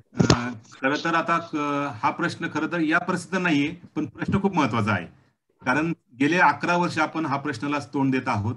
शिक्षक आमच्यापेक्षा अधिकाऱ्यांपेक्षाही शिक्षक म्हणून आपण पालकांच्या त्या प्रश्नाला उत्तर देतो. कारण पूर्वी आपल्याला माहिती आहे पालक काय सांगायचे, वर्षभर त्याला प्रयत्न करायचा आपण, त्याला येत नाही काही, मग पालक माझ्या विद्यार्थ्याला खालच्याच वर्गात ठेवा. तर या ठिकाणी खरं तर विषयांतर थोडं होईल पण गरजेचं आहे ते. पण या पालकांचं बऱ्याच शिक्षकांचं उत्तर काय असतं माहिती तुम्हाला? सगळे शिक्षक कदाचित मॅडमनी प्रश्न विचारला त्यांचं उत्तर ते नसेल, चुकीचं उत्तर असं मला म्हणायचं नाही, पण थोडं न समजून घेतलेलं उत्तर आहे. बरेच शिक्षक काय सांगत होते की आमची पण इच्छा आहे हो त्याला त्याच वर्गात ठेवायची, परंतु कायदा आलाय, शासनाने सांगितलं की कुठल्याही विद्यार्थ्याला खालच्या वर्गात ठेवायचं नाही, म्हणून आपण त्याला वरच्या वर्गात ठेवणं गरजेचं आहे. हे उत्तर अगदी बरोबर आहे तांत्रिकदृष्ट्या, पण या उत्तरामागं पुढलं जे प्रश्नातलं उत्तर देणं अपेक्षित आहे किंवा कलम क्रमांक जे आता ज्या सूचनेमध्ये चाल आहे आणि आपल्या सातत्यपूर्ण सर्वंकष मूल्यमापनामध्ये ज्या सूचना आहे GR मध्ये, त्यानुसार अशा विद्यार्थ्याला जरी वरच्या वर्गात घेऊन गेलो आपण तरी त्याला वरच्या वर्गात जात असताना त्याला अतिरिक्त पूरक मार्गदर्शन मला करायचं आहे, हे मात्र कुठे आपण पालकांना सांगत नाही किंवा त्याची आपण कल्पना देत नाही. करणारे शिक्षक भरपूर आहेत. आपण सर्व, मला असं म्हणायचं नाही की शिक्षक चुकीचं सांगतात, तांत्रिकदृष्ट्या ते उत्तर बरोबर आहे, पण याचा अर्थ असं नव्हे की त्या विद्यार्थ्याला काही शिकवायचं नाही, काही न शिकवता त्याला वरच्या वर्गात पाठवायचं, अजिबात नाही. याची संधी आपल्याला कुठे आहे? पहिल्या दिवसापासून आहे. मग आकारिक मूल्यमापन त्यासाठीच आहे. आकारिक मूल्यमापन म्हणजे प्रक्रिया सुरू असताना विद्यार्थ्याचं मूल्यमापन करायचं. मग हे का करायचं बरं? प्रक्रिया सुरू असताना आपल्या सर्वांना उदाहरण माहिती आहे. आता आपण प्रेशर कुकर आला, प्रेशर कुकर मध्ये 3 शिट्ट्या आली की भात शिजतो, पण आपल्या सर्वांना म्हण माहितीये, कारण आपण सर्व मराठी मातृभाषिक आहोत, शीतावरून भाताची परीक्षा. आणि शीतावरून भाताची परीक्षा असल्यामुळे आपल्या सर्वांना माहिती आहे, जी काम करणारी गृहिणी असेल, कोणी स्वयंपाक करणारा व्यक्ती असेल, तो काय करायचा पूर्वी किंवा मोठ्या कार्यक्रमामध्ये सुद्धा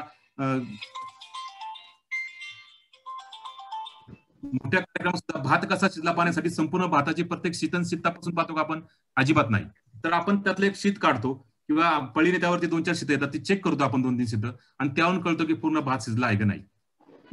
असं म्हणायचं नाही की एका विद्यार्थ्याचं मूल्य आपण सर्व विद्यार्थ्याचं मूल्यमापन करायचं. मला हे सांगायचंय की आपण कधी करतो, तर आपण आपल्या प्रक्रिया सुरू असताना, म्हणजे भात शिजण्याची प्रक्रिया सुरू असताना आधीमध्ये चाचपणी करतो. का करतो हे? तर आपल्याला पाहिजे की भात व्यवस्थित शिजतोय का नाही. मग जर शिजत नसेल तर पाणी कमी पडलंय का, पाणी टाकलं पाहिजे. मग चूल असेल तर गॅस असेल तर गॅस मोठा केला पाहिजे. जाळ कमी पडतोय का, मिडियम आहे का, मग तीव्र केला पाहिजे. किंवा जास्त जाळ झाला असेल तर करपू लागतो भात, म्हणून कमी केला पाहिजे. आपण कधी करत असतो? प्रक्रिया सुरू असताना. भात शिजायला ठेवलेली गृहिणी जाते आणि नंतर 1 तासाने येऊन बघते 1 तासात भात शिजला का, अजिबात जर बघितलं तर भाताचं काहीतरी त्या ठिकाणी कल्याण झालेलं असेल. त्यामुळे तसं कल्याण आपल्या विद्यार्थ्यांचं करायचं नाही. एक चांगल्या अर्थाने मी त्यासाठी बोलत आहे. विद्यार्थी पहिल्या दिवसापासून शिकत असताना तो योग्य शिकत आहे का, मी जे अध्यापन करत आहे ते विद्यार्थ्याच्या शिकण्याला कारणीभूत मदत होत आहे का, जर होत नसेल तर मला काहीतरी बदललं पाहिजे, मला गॅस मोठा केला पाहिजे, मला चुलीमध्ये एक लाकूड जास्त टाकलं पाहिजे, मला पाणी वाढवलं पाहिजे. हे जे आपण म्हणजे ह्या विद्यार्थ्याच्या बाबतीमध्ये मला थोडं संत गती गेलं पाहिजे, या विद्यार्थ्याच्या बाबतीमध्ये मला थोडं टेक्निक बदललं पाहिजे, या विद्यार्थ्याच्या बाबतीमध्ये मला थोडं काहीतरी वेगळं केलं पाहिजे. हे मला कधी कळेल? आकारिक मूल्यमापनामुळे कळेल. म्हणून आकारिक मूल्यमापन जे आहे, अगदी जूनच्या 15 तारखेला शाळा सुरू झाली तर तुम्ही अगदी जुलैमध्ये पहिल्या आठवड्यामध्ये सुद्धा विद्यार्थ्यांचं आकारिक मूल्यमापन करावं, नवे करू शकतो आणि करावं ते, तरच ते आपल्याला कळणार आहे. आणि म्हणून सतत विद्यार्थी जेव्हा शैक्षणिक वर्ष सुरू झाल्यानंतर मार्च पर्यंत आपल्या शाळेमध्ये शिकत असतो तेव्हा प्रत्येक लक्ष आपल्याला असलं पाहिजे. आणि तसं करणारे शिक्षक बांधव खूप मोठ्या प्रमाणामध्ये आपल्याला आहेत. तसं जर विद्यार्थी चांगल्या प्रकारे शिकतात, मग हा प्रश्न पालक आपल्याला विचारणार आहे, कारण ते सगळे विद्यार्थी त्यावर शिकलेले असतील. हा प्रश्न कधी निर्माण होतो? एखाद्या विद्यार्थ्याची गती कमी असेल, त्याला आपण त्या पद्धतीने शिकवत नसेल, एखादा विद्यार्थी थोडा स्थलांतरित असेल किंवा कुठेतरी बाहेर गैरहजेरीचं प्रमाण असेल, मग अशा वेळेस आपण ते उत्तर देऊ शकतो की तुमचा विद्यार्थी नेहमी शाळेत नव्हता म्हणून त्याचं शिकणं थोडं कंटिन्यू झालेलं नाही, परंतु त्याला मी पुढल्या वर्षी मात्र त्या ठिकाणी त्याचं अध्ययन भरून घेईन. परंतु सातत्यपूर्ण सर्वंकष मूल्यमापनामध्ये कुठेही शासनाने सांगितलंय, नियम झालाय म्हणून त्याला मागे ठेवायचं नाही. त्याच्या मागची तात्विक भूमिका ही आहे की विद्यार्थी जसा शिकत आहे तो शिकत पुढे जाईल. शिकत असताना ऍज ए फॅसिलिटेटर म्हणून, टीचर म्हणून आपण त्याला मदत करणं गरजेचं आहे. आणि ते मदत करण्यासाठी काय मदत करायची हे निश्चित करण्यासाठी मूल्यमापन आहे. त्याला मूल्यमापन नाही, तो शिकण्यामधली त्याची क्वालिटी इम्प्रूव्ह होण्यासाठी टेस्टिंग केलं पाहिजे. ते टेस्टिंग म्हणजे आकारिक मूल्यमापन आहे. आणि मग प्रथम सत्रामध्ये संकलित मूल्यमापन का, तर साधारणपणे 4-5 महिन्यानंतर तो साधारणपणे अध्ययन निष्पत्ती प्राप्त झाले आहेत या प्रथम सत्रात आपल्याला कळतील. द्वितीय सत्रामध्ये नव्याने पुन्हा आपण काही काम करू, त्या तृतीय सत्रामध्ये नवीन अध्ययन निष्पत्ती असतील, त्याचं कुठं काम, सगळ्याचा एकत्रित विचार आपण त्या प्रगती पुस्तकामध्ये देत आहोत. जरी मी या ठिकाणी एकत्रित शब्द वापरला असला तरी प्रगती पुस्तकामध्ये तोही आपण बदल बाजूला ठेवला आहे. लक्षात ठेवा, थोडा वेळ कमी आहे आपल्याकडे, परंतु सीसीए सातत्यपूर्ण हा शासन निर्णय आपला खूप अजून गतीने 10 वर्षे जरी झाली तरी खूप समजून घेण्याची आवश्यकता आहे. या ठिकाणी कुठेही एकत्रित मूल्यमापन नाहीये. मी एकत्रित शब्द वापरला तो वेगळ्या अर्थाने की प्रगती पुस्तकासाठी आपण एकत्रित करतो, पण त्या ठिकाणी कुठे विषयांच्या गुणांची बेरीज नाहीये. प्रगती पुस्तकात कुठे गुण दिलेले नाहीत, कुठे त्या ठिकाणी आपण टक्केवारी काढलेली नाही, कारण टक्केवारीमध्ये गुणांमध्ये मोजणं अध्ययन हे एवढं सोपं काम नाही आणि ते केल्यामुळे चुकीचा अर्थ प्राप्त होतो विद्यार्थ्या बाबतीमध्ये. म्हणून ते आपण कुठेतरी बंद होत चालले. नवीन धोरणामध्ये ते 10वी-12वीच्या बाबतीमध्ये पण लागू होणार आहे, कारण ते म्हणजे मूल शिकण्याचे कुठेही इंडिकेटर्स नाही. एक छोटा इंडिकेटर येतो, पण त्याला आपण खूप मोठा इंडिकेटर समजतो आणि त्यावर विद्यार्थ्याचा बुद्ध्यांक ठरवतो. बुद्ध्यांक ही गोष्ट वेगळी आहे आणि प्रत्यक्ष परीक्षेतले गुण वेगळे आहे. याबाबत मला वेगळे सांगण्याची गरज नाही. आईन्स्टाईन यांचा बुद्ध्यांक किती होता ते आपल्या सर्वांना माहिती आहे. जगातल्या अतिबुद्धिमान व्यक्तींमध्ये आईन्स्टाईन आहेत. त्यांचा बुद्ध्यांक मोजला तर तो 120-30च्या पायीच्या पुढे होता. परंतु प्रत्यक्ष शाळेमध्ये मात्र काय सांगितलं त्याला, शिक्षकांनी त्याला तुला शिकता येणार नाही म्हणून त्याला घरी पाठवलं आहे की हा मुलगा तुमचा शिकण्याच्या लायकीचा नाही. मी तिथं आपण गुणामध्ये रूपांतर केलं. हे उदाहरण आपल्या सर्वांना माहिती आहे, आपण सर्वजण अनुभवी आहात. त्यामुळे पालकांनी जर असं विचारलं तर पालकांना कृपया उत्तर द्या की शासन निर्णयाप्रमाणे त्याला खाली ठेवता येत नाही, परंतु तुमच्या विद्यार्थ्याच्या बाबतीमध्ये मी वेगळा विचार केलाय. मी पुढल्या वर्षी त्याची चांगली प्रगती करण्यासाठी मी काम करणार आहे आणि आपण सुद्धा वेळोवेळी मला विचारित चला, आपण सगळ्यांच्या एकत्रित प्रक्रियेतून आपल्या पाल्याचे शिक्षण शाश्वत करूया, हा विश्वास त्याला द्या. आणि मी या ठिकाणी मी थोडा विषयांतर म्हणण्यापेक्षा वेगळं बोललो, परंतु गरजेचं बोललो, कारण सीसीए बद्दल बोललो. आता आपण या मूल्यमापनाबद्दल बोलत आहे, परंतु प्रश्न मला मॅडमचा खूप चांगला प्रश्न होता आणि महत्वाचा प्रश्न होता म्हणून थोडं सविस्तर बोललो. मला वाटतं मॅडमला याचं उत्तर मिळालं असेल. धन्यवाद. सर, मुख्याध्यापक संघाचे माजी अध्यक्ष महेंद्र गणपुले सर यांचा रेज हँड आहे, आपण त्यांना प्रश्न विचारण्याची संधी. ओके, रेज हँड वाल्यांना प्रश्न घेऊया. सर नमस्कार, अतिशय छान. नमस्ते गणपुले सर. नमस्ते. नमस्ते. आणि अतिशय समर्पक भाषेमध्ये आणि सर्वसामान्यांना मूलभूत संकल्पना समजतील अशा पद्धतीने आपण खूप सुंदर विश्लेषण केलं. अनेकांच्या मनातला एक प्रश्न आहे तो म्हणजे प्रथम सत्राच्या बाबतीमध्ये संचालक स्तरावरती जेवढी चर्चा झाली त्यावेळी प्रथम सत्राचं मूल्यमापन करू नये अशा पद्धतीचा आदेश होता. त्यामुळं आम्ही आमच्या स्तरावरती चर्चा करताना प्रथम सत्राच्या जो काही डावी बाजू आपली आहे ती निरंक ठेवणं आणि आता आपण सांगितलेल्या पद्धतीने मूल्यमापन पद्धतीनुसार द्वितीय सत्राचा जे काही भाग आहे त्याच्याऐवजी त्या ठिकाणी वार्षिक निकाल असं उल्लेख करून आपण सांगितलेल्या सर्व सूचनांचं पालन करून निकालपत्रक तयार करण्यासंबंधीचं आम्ही धोरण ठरलेलं आहे. त्याचा फक्त आपल्याकडून खुलासा मिळावा अशी विनंती आहे. आपण मला वाटतं सर 9वी आणि 11वी बाबत बोलला का, पहिली आणि 8वी बाबत बोलताय? Sir Ganpule sir. एक 1ली ते 8वीचं निकालपत्र देताना आपण डाव्या बाजूला प्रथम सत्र आणि उजव्या बाजूला द्वितीय सत्राची नोंदी करत होतो. हा, म्हणजे तुम्ही त्याबद्दल बोललाय. हरकत नाही. म्हणजे मला उत्तर देताना थोडा तो विचार करावा लागेल. हरकत नाही. मगाशी म्हटल्याप्रमाणे खरं तर सरांचा प्रश्न महत्वाचा आहे, परंतु तो पारंपरिक याच्यामधलाच आपला प्रश्न आहे, सर्वांचाच तो प्रश्न आहे. खरं तर आपल्या सर्वांना माहिती आहे की वार्षिक निकाल, खरं तर मगाशी मी म्हटलोय की सातत्यपूर्ण सरंकष मूल्यमापनाने खूप आपल्या पारंपरिक गोष्टी केलाय, पण अजूनही आपण म्हणजे मला असं म्हणायचं नाही की गणपती सर तो विचार करताय, मी सुद्धा तो विचार करतो. कारण माझे सुद्धा विद्यार्थी शाळेमध्ये आहेत, माझा सुद्धा स्वतःचे विद्यार्थी, मी पटकन त्याला विचारतो अरे तुझा वार्षिक निकाल कधी लागला. ती आपल्या सवय झाली निकाल, पण निकाल पत्रक सुद्धा शब्द आपण रद्द केलाय, कारण निकालच लावत नाही आपण कुठला, आपण प्रगती फक्त मोजतोय. आणि त्यामुळे वार्षिक प्रगती पुस्तक आपण म्हणू शकतो, पण वार्षिक निकाल पत्र कृपया सरांनी शब्द तरी वापरला असेल, मला वाटतं त्यांनी तिकडे वापरला नसेल, तर मुलाचं वार्षिक प्रगती पुस्तकाची नोंद आपण त्या ठिकाणी त्या पालकांना कळावी म्हणून देत आहे. त्याच्या आधारे आपण कुठलाही दुसरं काय काम करणार आहे की पालकाला आपला विद्यार्थी कुठे आहे, कारण कायद्यामध्ये सांगितलंय, कलम क्रमांक 24 मध्ये पण सांगितलं की आपल्या विद्यार्थ्याची प्रगती पाल्याला त्याच्या प्रगतीला सांगावी, आणि ते सांगण्यासाठी कागदावरती काहीतरी प्रगती पुस्तक तयार करावं आणि त्याचा नमुना विकसित करावा आणि तो नमुना आपण त्यांना द्यावा. याबाबत शासनाने प्रगती पुस्तक यासाठी विकसित केलेलं आहे, त्यामध्ये प्रथम सत्राचं वेगळं आणि द्वितीय सत्राचं वेगळं. त्यामुळे या वर्षी जे जे घडलंय मगाशी म्हटल्याप्रमाणे तेच करूया. प्रथम सत्र तुमच्या शाळेत काही घडलं नाही त्या ठिकाणी रंगेल, द्वितीय सत्रामध्ये काय घडलं असेल आकारिक मूल्यमापन ते त्या ठिकाणी, द्वितीय सत्रात काहीच घडलं नाही प्रथम सत्रात घडलंय, प्रथम सत्रामध्ये नोंद येईल, द्वितीय सत्रामध्ये काही येणार नाही. परंतु सगळ्यात शेवटी श्रेया काय येईल, कलम क्रमांक 16 नुसार आरटी ऍक्ट नुसार विद्यार्थी वर्गणूक. त्यामुळे त्याला कुठे वार्षिक निकालपत्र शब्द वापरला नाही तरी चालणार आहे, गरज नाही वापरण्याची, कारण पालकांना ती सवय आहे, कारण पालकांनी पारंपरिक शिक्षणामधून आपण आलो आहोत, आपण सुद्धा त्याच पद्धतीने आलो आहोत. परंतु मगाशी म्हटल्याप्रमाणे पुन्हा त्याचा उच्चार करतो, सर्व जिल्ह्यातले शिक्षक मुख्याध्यापक या ठिकाणी आहात, सातत्यपूर्ण सर्वंकष मूल्यमापन पद्धती खूप जास्त प्रमाणात आपण समजून घेणं गरजेचं आहे. खरं तर ती समजून जेव्हा जेव्हा आपण वाचू प्रत्येक शब्द, अजूनही आम्ही सुद्धा मी मूल्यमापन विभाग म्हणून काम करत आहोत, आजही मला इथे ठिकाणी बोलायचं तरी मी पुन्हा तो शासन निर्णय काल नव्याने वाचला. अगदी मला कधी जरी विचारलं त्यातल्या बऱ्याचशा गोष्टी मला माहिती आहेत, त्याचं कारण म्हणजे ते काम मी करत आहे म्हणून मला माहिती आहे, याचं काय वेगळं काय मला सांगायचं नाही. पण तरी नव्याने जेव्हा मी ते वाचतो तेव्हा नवीन नवीन त्यातले अर्थ आपल्याला लागत जातात. पण या सगळ्याचा एकमेव अर्थ असा आहे की विद्यार्थ्याच्या शिकण्यामध्ये परीक्षा मूल्यमापन हे अडथळा ठरता कामू नये, तर परीक्षा मूल्यमापन हे विद्यार्थ्याच्या शिकण्याला मोटिवेशन देणाऱ्या, प्रेरणा देणाऱ्या, मदत करणाऱ्या झाल्या पाहिजेत, हा सगळ्याचा सार आहे. त्यामुळे त्या दृष्टीने तुम्ही विचार करताय, हरकत नाही, द्वितीय सत्र केलं असेल काही हरकत नाही, त्यामुळे कुठे बिघडणार नाही, आपण केलेली गोष्ट अगदी बरोबर आहे. मला असं वाटतं त्या ठिकाणी जास्त आई बोलण्याची गरज नाही. धन्यवाद. धन्यवाद सर, फार सुरेख असं आपण मार्गदर्शन केलं, कारण युट्यूब लाईव्ह वर पण हाच प्रश्न वारंवार सगळ्यांचा येत होता की प्रथम सत्रामध्ये त्यांनी ते काट मारली असं या शब्दात त्यांनी लिहिलेलं होतं, पण फार सुरेख रीतीने आपण या अंतर्गत मार्गदर्शन केलेलं आहे. यानंतर सोपान बांधवणे यांचा मगापासून हँड रेस दिसतोय, तर कृपया आपण आपला प्रश्न विचारू शकता. Hello sir. ओके बोला सर. नमस्ते.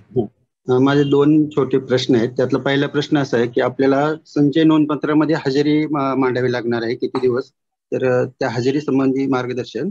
आणि दुसरा एक प्रश्न तुम्ही मागाशी मार्गदर्शन केलंच आहे, पण तरी सुद्धा ते एक अधोरेखित होत नाही की समजा क2च्या खाली जे मुलं आहेत त्या क2च्या खाली मुलांचं आपण वर्गोन्नत आपण लिहितो आरटी नुसार, पण सगळ्याच मुलांचं आरटी नुसार वर्गोन्नत असं लिहायचंय का प्रगती पुस्तकामध्ये? ओके सर, खूप छान प्रश्न आहे, कारण आपल्या सर्वांना माहिती आहे आणि त्या सूचनापत्रकामध्ये मी सांगितलं नाही मगाशी, कारण सूचनामध्ये स्पष्टपणे म्हटलेलं आहे की संचयी नोंदपत्रक असेल, तुमची संकलित मूल्यमापनाची नोंद वही असेल, या सगळ्यांमध्ये त्याप्रमाणे नोंदी घ्याव्यात. आता संकलित मूल्यमापनामध्ये तुम्ही जो विचारला तो प्रश्न हजेरीबाबत विचारलेला आहे. खरं तर शाळाच बंद आहे, त्यामुळे विद्यार्थ्याची उपस्थिती आपण नोंदवणार नाही त्या ठिकाणी.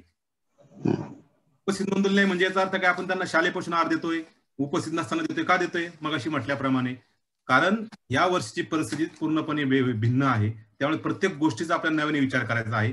त्यामुळे त्या ठिकाणी विद्यार्थी शाळेत आला नाही म्हणून त्या ठिकाणी त्याची हजेरी आपण त्या ठिकाणी नोंदवणार नाही, कारण विद्यार्थी शाळा सुरू नाही, शाळा सुरू हजेरी नोंदवता चुकीचे दिसेल, म्हणून त्या ठिकाणी उपस्थिती दिवस जे आहेत ते नोंदवण्याची आवश्यकता नाही, आणि नाही नोंदवलं तरी काही त्यामुळे अडचणी येणार नाही.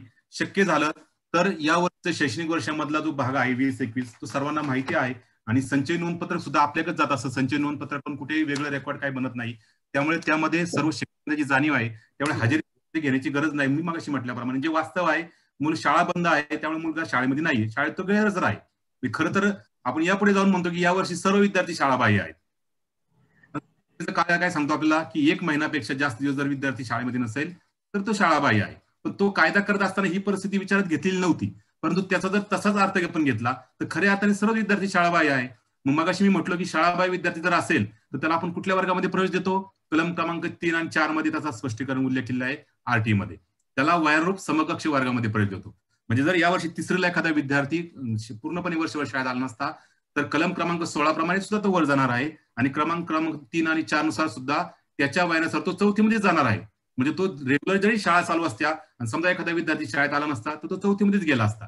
त्यामुळे कसंही आपण फिरून पाहिलं तरी विद्यार्थी 4थीतच जाणार आहे. परंतु त्याची उपस्थिती या ठिकाणी लागणार नाही, त्यामुळे नोंदवायची आवश्यकता नाही. त्यामुळे उपस्थितीबाबतचा मला असं वाटतं की आपली कुठली अडचण राहणार नाही. दुसरं पण काय विचारलं सर? Hello sir. हॅलो, हा बोला ना सर. हा, आपण नोंदपत्र केले. नोंदपत्रावर प्रथम सत्राला आपण नोंदपत्रामध्ये श्रेणी दिली, द्वितीय सत्राला श्रेणी दिलेली आहे. पण आपण प्रगती पुस्तकामध्ये सर्वच्या सर्व वर्गातल्या A to Z म्हणजे क टूच्या खाली जे मुलं आहेत त्यांना आपण देतोय वर्गोन्नत हे आहे. पण अ टू मध्ये जे आलेले आहेत त्यांना सुद्धा आरटी नुसार वर्गोन्नत असं, म्हणजे प्रत्येकाच्या प्रगती पुस्तकावर आरटी नुसार वर्गोन्नत असं शेरा येणार आहे का? नाही नाही नाही सर, आपण सूचना पूर्ण एकदा वाचा. मी पण सांगितलंय, जर तुम्ही पहिल्या सूचनेप्रमाणे जर सर्व मुलांचं संकलित आकारिक मूल्यमापन केलं असेल तर त्यांची जी श्रेणी असेल त्या श्रेणीप्रमाणे श्रेणी घेतील, त्या ठिकाणी कुठल्याही श्रेणी मानायची गरज नाही. परंतु दुसरी पण सूचना तशीच आहे, त्यानुसार तुम्ही 100 गुणांचं रूपांतर करून श्रेणी देऊ शकता, तिथेही श्रेणी देण्याची गरज नाही. मात्र कलमच म्हणतोय मी, मार्गदर्शक सूचनामधला मुद्दा क्रमांक 3 नुसार मात्र त्या ठिकाणी जर विद्यार्थ्यांचं मूल्यमापन आपण करू शकलो नसेल, त्याची कारण वेगळी असतील. आपण पोहोचू शकलो नाही किंवा ऑनलाईन करू शकलो नाही, ऑफलाईन काहीच म्हणजे आपण करू शकलो नाही, किंवा विद्यार्थी स्थलांतरित झालेला आहे त्याच्याबद्दल संपर्कच झाला नाही, ज्या काहीच मूल्यमापन झालं नाही त्याच्या बाबतीमध्ये तो श्रेणी आपल्याला मांडायचा आहे. क 2च्या बाबतीमध्ये श्रेणी मांडण्याची आवश्यकता नाही, कारण गेल्या वर्षी आपण काय करत होतो, क 2 मध्ये जरी विद्यार्थी होता तरी तिथे मगाशी मी म्हटल्याप्रमाणे हे सूचनापत्र जरी काढलं नसतं तरी आपल्या सर्वच विद्यार्थ्यांना वरच्या वर्गात घेऊन जावं लागलं असतं 20 ऑगस्ट 2021च्या शासन निर्णयानुसार. परंतु परिस्थिती वेगळी असल्यामुळे, थोड्या पालकांमधून शंका चर्चेत असल्यामुळे शासन स्तरावरती त्या सूचना काढणं, म्हणून तर शासन निर्णय आपण केलेला नाही. म्हणून फक्त सूचना का दिल्यात, शासन निर्णय ऑलरेडी सांगतोय सर्वच विद्यार्थ्यांना वर घेऊन जा, त्यामुळे त्यासाठी वेगळं काही लिहिण्याची गरज नाही. फक्त काहीच नाहीये मग याचं काय, म्हणून तो श्रेणी आपल्या त्या ठिकाणी द्यायचा आहे. त्यामुळे श्रेणी देण्याचा फक्त जो शेरा आहे तो फक्त ज्या विद्यार्थ्यांचं मूल्यमापन करू शकलो नाही त्यांच्यासाठी असणार आहे. इतर ज्यांच्या श्रेणी देऊ शकलो त्यांना तो श्रेणी देण्याची गरज नाही. जरी श्रेणी कमी असली तरी त्याला आपण वर घेऊनच जातोय, त्याला आपण खालच्या वर्गात ठेवतच नाहीये. पण त्या प्रगती पुस्तकावर श्रेणी द्यायची का मग सर? तुम्ही मूल्यमापन केलं असेल तर श्रेणी द्यायचीच आहे ना सर. आपण आता जी चर्चा करत आहोत त्यासाठीच करत आहोत की त्या मूल्यमापन कसं करायचं. प्रथम सत्र जर श्रेणी देऊ शकला असेल त्या पद्धतीने तर द्यायची आहे. दुसऱ्या सुद्धा मूल्यमापन केलं असेल तर आपण हे लक्षात ठेवा सुद्धा पद्धतीने. Okay, thank you sir. यानंतर सोनाली तांबे मॅम, तुम्ही प्रश्न विचारू शकता.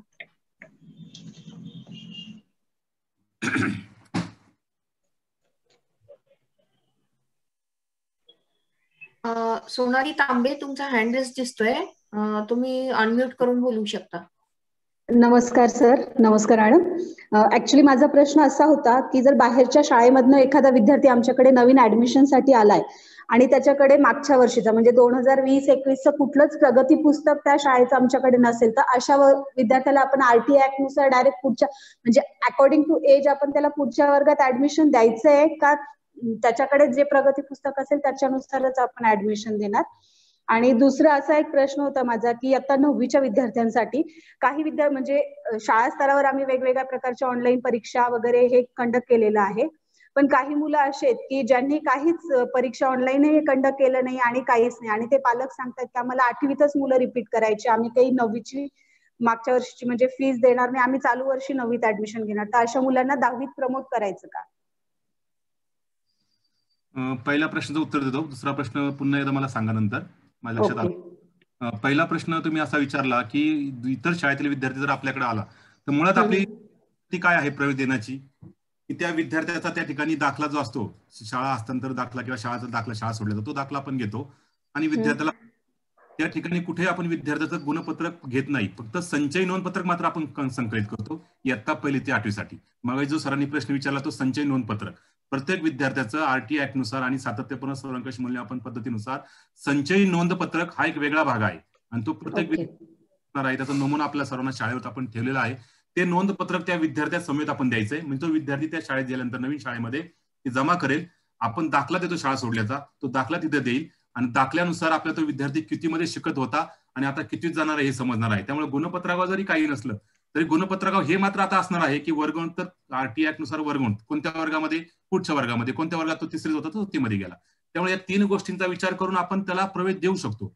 आणि मुळात कायदा असं सांगतो की कोणत्या विद्यार्थ्याला आपण प्रवेश नाकारायचा नाही, त्याच्याकडे कोणताही पुरावा नसू द्या, पहिला त्याला प्रवेश द्यायचा आहे आणि मग आपण त्याचे प्रवेशाबाबतचे पुरावे जर असतील ते आपण घेऊया आणि मग आपल्या रेकॉर्ड लावूया. पण त्याला कुठलाही पुरावा नाही, त्याच्याकडे कुठलं रेकॉर्ड नाही, अशा विद्यार्थ्याला अगदी रस्त्यावर शालाबाई असणारा विद्यार्थी, बेघर असणारा विद्यार्थी, फुटपाथ राहणारा एखाद्या कुटुंबातला विद्यार्थी, ज्याची कुठलीच नोंद नाही, जन्मतारखेची नोंद नाही, काहीच नोंद नाही, अशा विद्यार्थ्याला सुद्धा आपण शाळेमध्ये प्रवेश द्यावं. हा खरं तर त्यासाठीच कायदा आहे. म्हणजे कोणत्याही विद्यार्थ्याचं शिकणं कोणत्याही कारणामुळे खंडित राहू नये यासाठीच कायदा आला. कायदा का तयार झाला मला सांगा बरं. 1-2 मिनिटं थोडं विषयांतर होईल पण समजून घेण्याची बाब आहे. आपल्या सर्वांना माहिती बा, खूप रस्ता खूप सुंदर असतो आणि रस्त्यावर कुठेतरी कोपऱ्यात बोर्ड लावलेला असतो किंवा जेनेमध्ये थुंकू नये.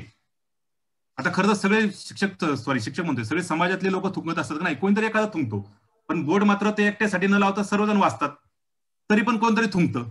मग त्या ठिकाणी काय करले जातं, पुढलं ₹5 दंड. खरं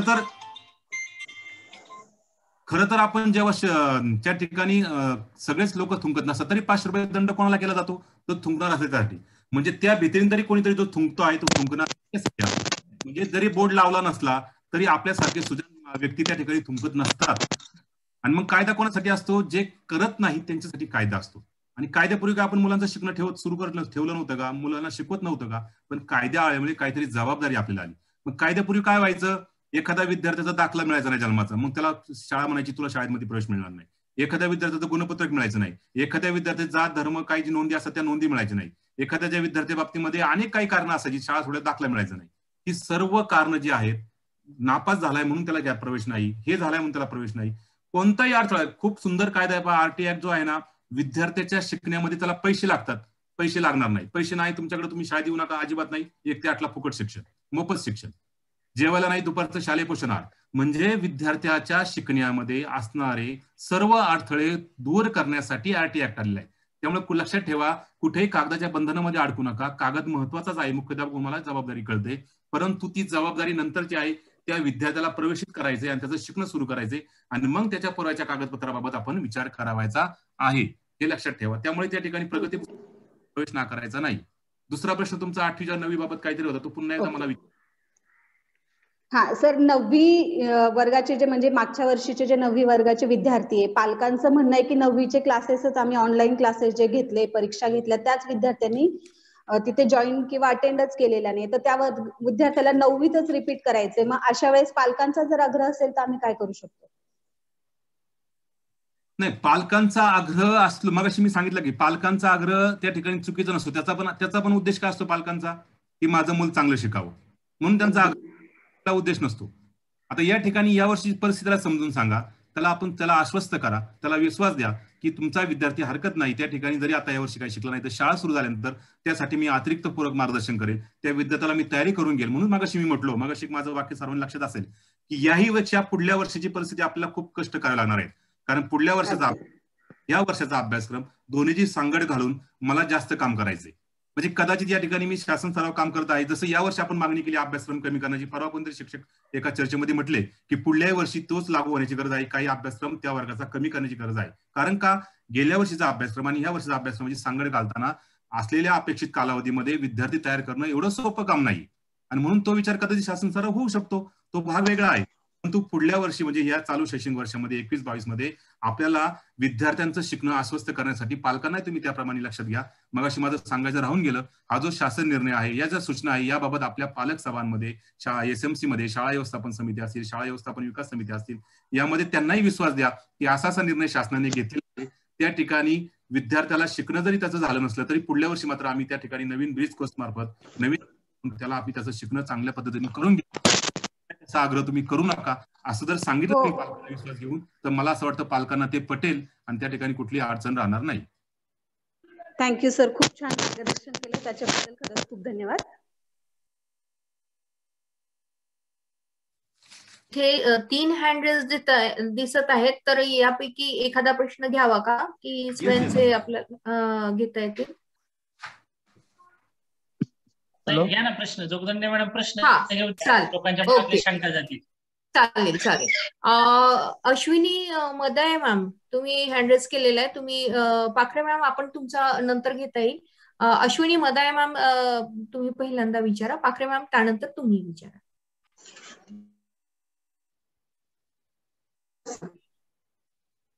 हा 1ली ते 8वी आणि 9वीच्या संदर्भातलाही प्रश्न आहे की समजा मुलांनी एकही म्हणजे पेपरमध्ये काही मार्क मिळवले नाहीये, अगदी 2-3 वगैरे मार्क आहेत, तर पुढे तर त्यांना प्रमोट करायचं आहे हे तुम्ही सांगितलं, पण रिपोर्ट कार्डवर काय लिहिणार मग आम्ही त्यांच्या?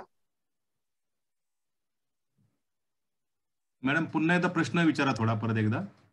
हॅलो, थोडा आवाज मला आला नाही, अर्धाच आवाज ऐकला. पुन्हा प्रश्न विचारा. सॉरी. हा नमस्कार सर, हा 1ली ते 8वी आणि 9वी संदर्भातलाही प्रश्न आहे की समजा मुलांनी पेपरमध्ये अजिबात काही लिहिलेलं नाही, 2-3 वगैरे असे मार्क आहेत त्यांना, प्रमोट तर सगळ्या मुलांना करायचं हे तुम्ही सांगितलं, पण रिपोर्ट कार्ड मध्ये काय कसं लिहायचं आपण? रिपोर्ट कार्ड मध्ये काय येईल त्याच्यात? मला वाटतं मॅडम, ओके, पहिल्यापासून आपण या वेबिनार मध्ये असाल कदाचित. या ठिकाणी मी पुन्हा सांगतोय, रिपोर्ट कार्ड किंवा निकाल पत्रक याच्यामध्ये तुम्ही अडकू नका.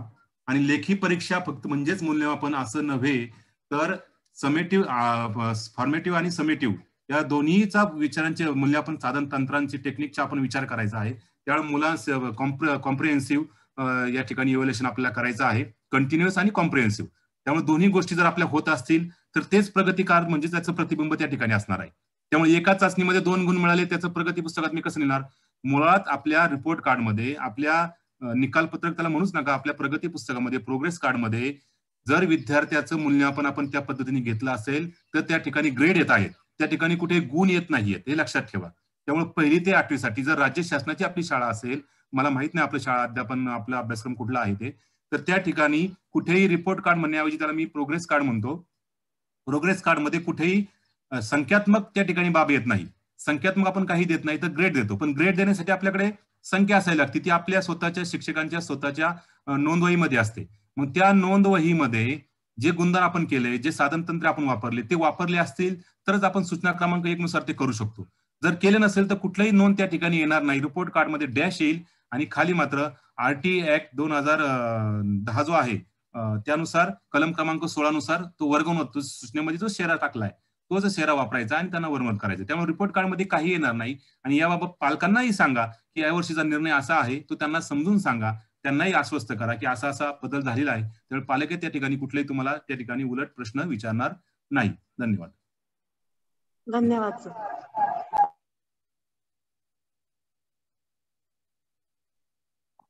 त्यानंतर मुग्धा अभ्यंकर मॅम, तुमचा हँडल दिसतोय. Good afternoon sir. Yes, good afternoon.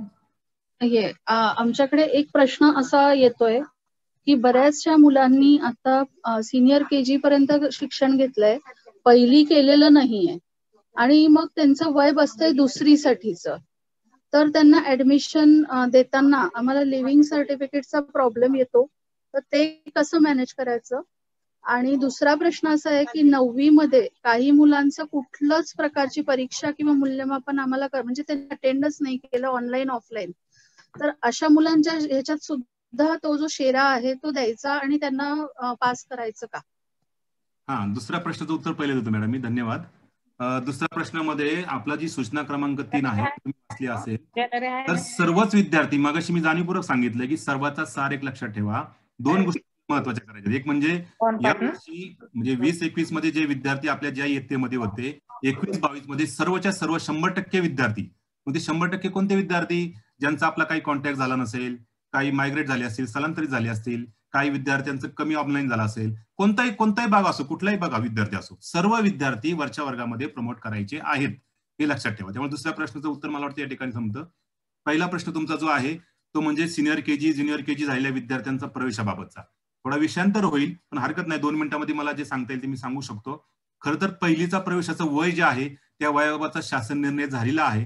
साधारणपणे डिसेंबर म्हणजे 5 वर्ष आणि त्या वर्षाचा जो 6 वर्षाचा जो आपला GR आहे त्यानुसार तुम्ही विचार करा आणि तो विद्यार्थी कितवीला बसतोय, तुम्ही त्याला पहिला प्रवेश देण्यासाठी त्याचं वय किती आहे त्याचा शासन निर्णय काढा, तो पहा आणि त्यानुसार जो बदल झालाय त्यानुसार त्याला तुम्ही पहिला ऍडमिशन देऊ शकता.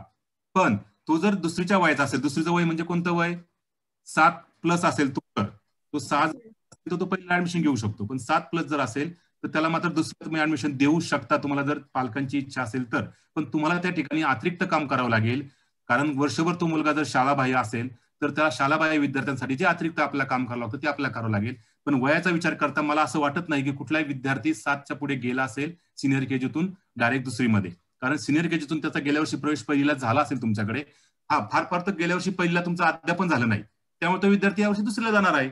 तुम्ही त्याला दुसरीला बसवला काय आणि कुठल्याही पहिलीचं काम न करता दुसरीला बसवलं काय, दोन्ही विद्यार्थ्यांची लेवल दुसरीसाठी त्याला असणार आहे. त्यामुळे त्याचं वय जर तेवढं वय झालं असेल त्याला दुसरी तर आपलं ऍडमिशन द्यावं लागणार आहे. पण अशी परिस्थिती मला नसेल, कारण प्रत्यक्ष त्या विद्यार्थ्याच्या वयाचा विचार आपण खाजगीमध्ये मला तुम्ही फोन करू शकता, त्याच्यावरती आपण जास्त सखोलमध्ये बोलूया. इथे वेळ घ्यायची आवश्यकता नाही असं मला वाटतं. धन्यवाद. Thank you sir. Okay. Rajshree Deshmukh ma'am. नमस्कार. युट्यूबवरचे पण प्रश्न पहा. Okay sir. नितीन सर. नमस्ते सर. नमस्ते.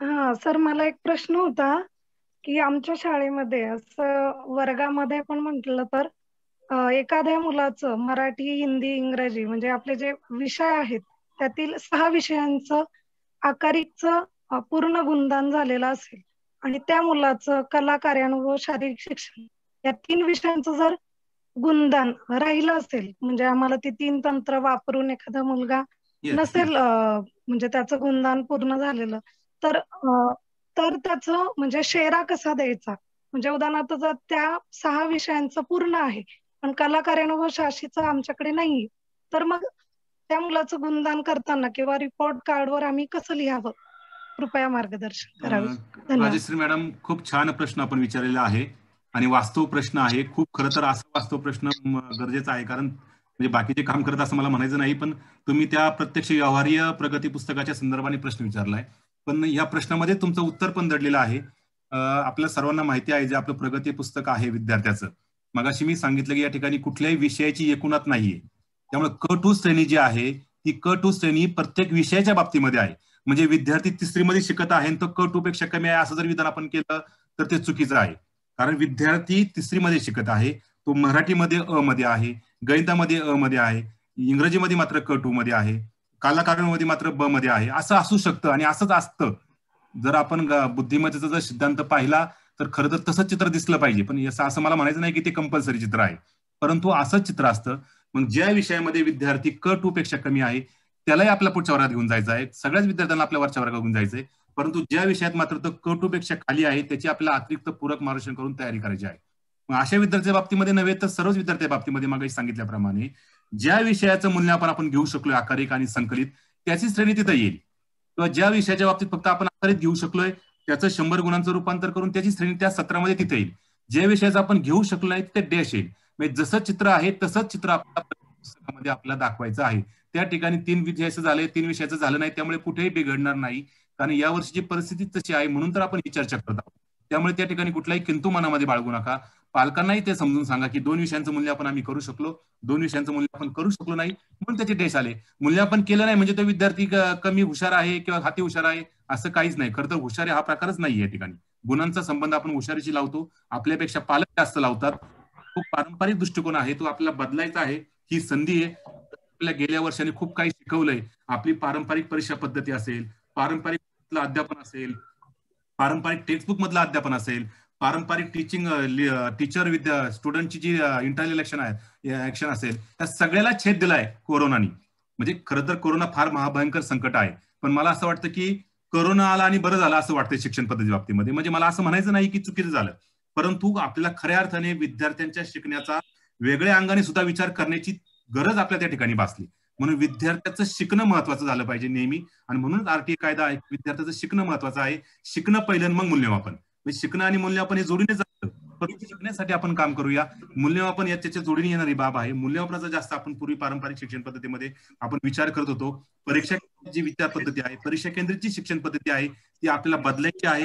नवीन येणाऱ्या योग घातलेल्या NEP धोरणामध्ये सुद्धा परीक्षा केंद्रित विद्यार्थी किंवा NCA 2005 असेल त्यांनी सुद्धा तेच सांगितलंय. परीक्षा केंद्रित म्हणजे परीक्षेसाठी तयार नाही करायचे आपल्याला. जो परीक्षेचे गुण काय, जसे आपण नाचसाठी तयारी करतो, शिष्यवृत्तीसाठी तयारी करतो, ती परीक्षा केंद्रित पद्धती आहे. तशी अपेक्षित नाही आणि तशी विद्यार्थ्याची प्रगती पण होत नसते. म्हणून विद्यार्थी केंद्रित अध्ययन विद्यार्थ्याचं चांगलं व्हावं यासाठी आपल्याला काम करायचंय. त्यामुळे तुम्ही जे मूल्यमापन केलं आहे प्रत्येक विषयाचं चित्र त्या प्रगती पुस्तकामध्ये दिसेल.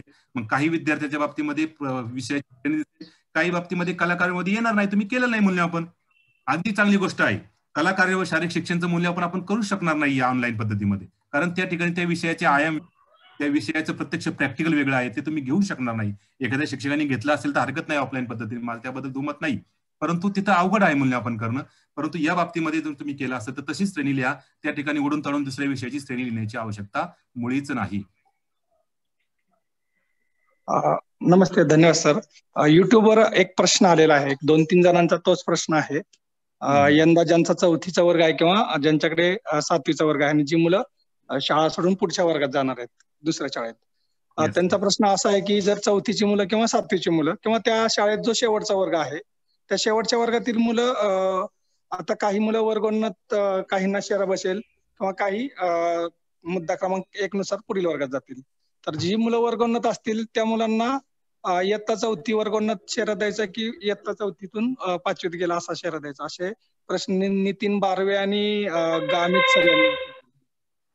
नाही, या ठिकाणी एक लक्षात ठेवा, शेरा काय द्यायचा आहे. खरं तर मी मगाशी म्हटल्याप्रमाणे या मार्गदर्शक सूचना जरी नसता काढल्या तरी आपण नेहमीप्रमाणे जे प्रगती पुस्तक देतो तेच प्रगती पुस्तक आपण देत आहोत. मग त्या प्रगती पुस्तकामध्ये आपण जो शेरा लिहित होतो तो शेरा लिहिला असता तरी कुठे काही बिघडलं नसतं, कारण त्याच्यामध्ये आपण कुठेही हा शेरा देत नव्हतो की तो पास झाला नापास झाला. आपण प्रगती पुस्तक देत आहोत, आपण निकाल पत्रक देत नाही, हे लक्षात घ्या. वारंवार मी ते सांगतोय, निकाल पत्रक कुठेही 2010च्या शासन निर्देशानुसार निकाल पत्रक बंद केले. हे प्रगती पुस्तक आहे, म्हणजे विद्यार्थ्याची या विषयामधली प्रगती काय आहे, क पर्यंत आहे, या विषयामधली प्रगती क 2 पर्यंत आहे, दुसऱ्या विषयामधली ब पर्यंत आहे. मग त्या विषया संदर्भाने शिक्षकांनी विचार करावा, पुढल्या वर्षी त्या विषयात प्रगती कशी होईल याचा विचार करून पुढल्या वर्षीचं अध्यापन त्यांनी करावं असं अपेक्षित आहे. त्यामुळे त्या ठिकाणी कुठेही पास नापास आपण देत नाही. त्यामुळे विद्यार्थ्यांना वर्गोन्नत करताना त्याचा कुठेही विचार आपण त्यासाठी करण्याची गरज नाही आणि त्या ठिकाणी श्रेणी देण्याची वेगळी गरज नाही. तिसऱ्या सूचनेनुसार ज्या विद्यार्थ्यांना आपण काही श्रेणी दिली नाही त्यांच्या ठिकाणी हा श्रेणा मारायचा आहे की RT ऍक्ट 2009 नुसार वर्गोन्नत. बाकीच्या बाबतीमध्ये तो श्रेणा मारण्याची आवश्यकता नाही. खरं तर कोणाच्याच बाबतीमध्ये मी मगाशी म्हटलो का नाही की कोणाच्याच बाबतीमध्ये हा श्रेणा मारण्याची गरज नाही, परंतु या वर्षीची परिस्थिती वेगळी असल्यामुळे त्याचा विचार सर्वांना तो लक्षात आला नसेल, म्हणून शासनाने या सूचना निर्गमित केल्या आहे. शेरा मांडला काय किंवा नाही मांडला काय, पण विद्यार्थी वरच्याच वर्गात जाणार आहे हे लक्षात ठेवा. पण तो कसा गेला तर ते कलमाचा आधार आपण घेतलेला आहे. आणि यापूर्वी सुद्धा आपण क2 मध्ये विद्यार्थी होता तर आपल्या वर्गामध्ये बसलो होतो वरच्याच वर्गामध्ये. 4 विषयामध्ये क2 आहे आणि 2 विषयामध्ये अ श्रेणी आहे, तर त्याला आपण खालच्या वर्गात ठेवत होतो का, अजिबात ठेवत नव्हतो. त्या ठिकाणी कुठला शेरा देत होतो का, अजिबात देत नव्हतो. मग त्या ठिकाणी आपण कुठे लिहित होतो का RT ऍक्ट नुसार तो शेरा द्यावा, अजिबात गरजच नाही, कारण कलम क्रमांक 16 2009 तयार झालेला आहे. सूचना मात्र आता तयार झाल्यात, पण या वर्षीची परिस्थिती वेगळी असल्यामुळे त्या पुस्तकावर काहीच दिसणार नाही, म्हणून किमान तो शेरा द्यावा हा विचार त्या ठिकाणी त्या तज्ञ समितीने तयार केला आणि तो शेरा दिला आहे. त्यामुळे शेरा दिला नाही दिला तरी मगाशी मी सांगितलं की सर्व विद्यार्थी वर जाणार आहे. ज्या विद्यार्थ्यांच्या बाबतीमध्ये काहीच आपण श्रेणी नसेल त्यांच्या बाबतीमध्ये शेरा लिहा, बाकीच्या बाबतीमध्ये लिहायची आवश्यकता नाही. आणि 4थीतून तो 5वीत जाणार आहे, 5वीतला विद्यार्थी 6वीत जाणार आहे, त्यामुळे वर्गोन्नत हा शेरा त्या ठिकाणी असतोच आहे. धन्यवाद. तर इथे एक प्रिया इंदुरकर माणसं युट्यूबवर आपल्याला प्रश्न दिसला मला. काही त्यांचं असं म्हणणं आहे की काही विषयास वर्गोन्नत व काही श्रेणी असेल तर श्रेणी दाखवल्यावर उत्तीर्ण शेरा येणार की वर्गोन्नत, असा त्यांचा प्रश्न आहे.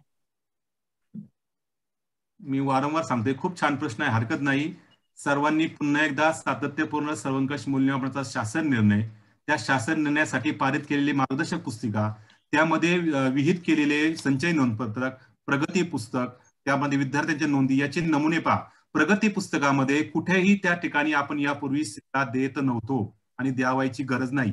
या वर्षीसाठी फक्त आपण स्पेशल नोंद काय केली, कारण काहीच नोंद नाही मग काय द्यायचं, म्हणून तो श्रेणा देणार आहे आणि खाली मुख्याध्यापक वर्ग शिक्षकाच्या सह्या त्या ठिकाणी असणार आहे. नाहीतर प्रगती पुस्तकाचा नमुना जर आपण काढून पाहिला तर त्या ठिकाणी कुठलाही श्रेणा नाही त्या ठिकाणी.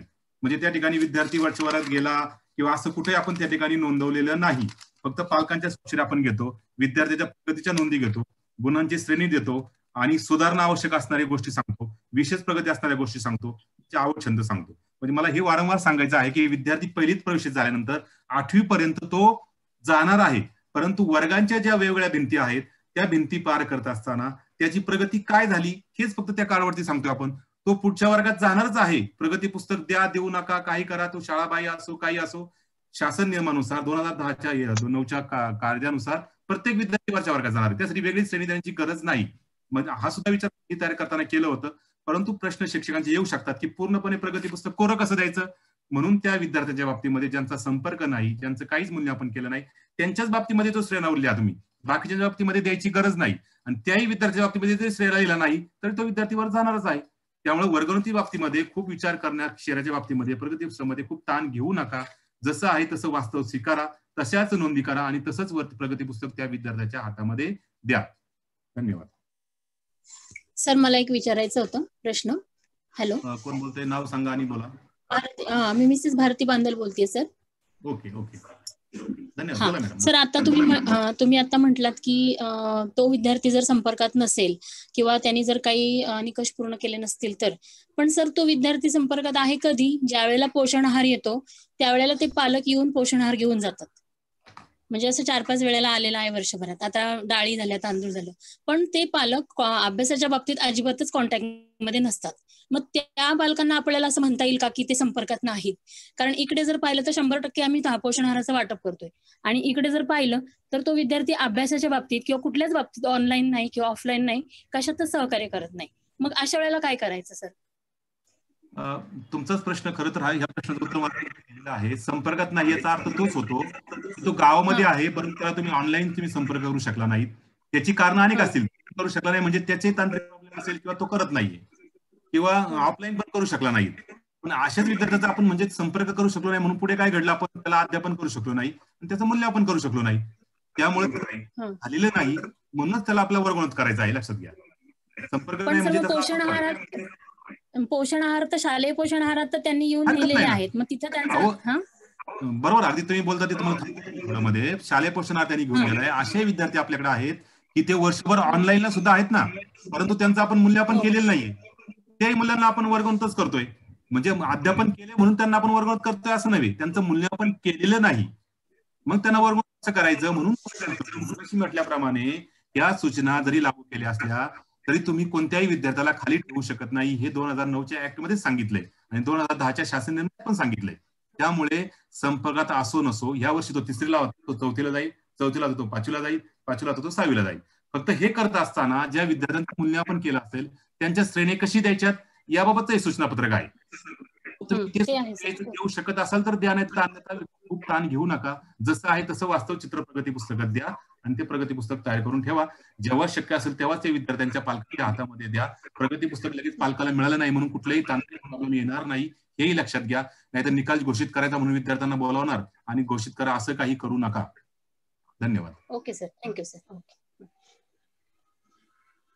Hello good afternoon sir, Prajakta Kalaskar बोलतेय. बोला मॅडम, बोला. 11th स्टँडर्डच्या बाबतीत मला विचारायचं होतं की आम्ही काही स्टुडंट्सला एटीकेटीच्या ह्याच्यातनं आम्ही ऍडमिशन्स दिली. आता या स्टुडंट्सचं 10th स्टँडर्डच्या रिझल्टवर आपण प्रमोट करायचो त्या स्टुडंटला 12th स्टँडर्डमध्ये.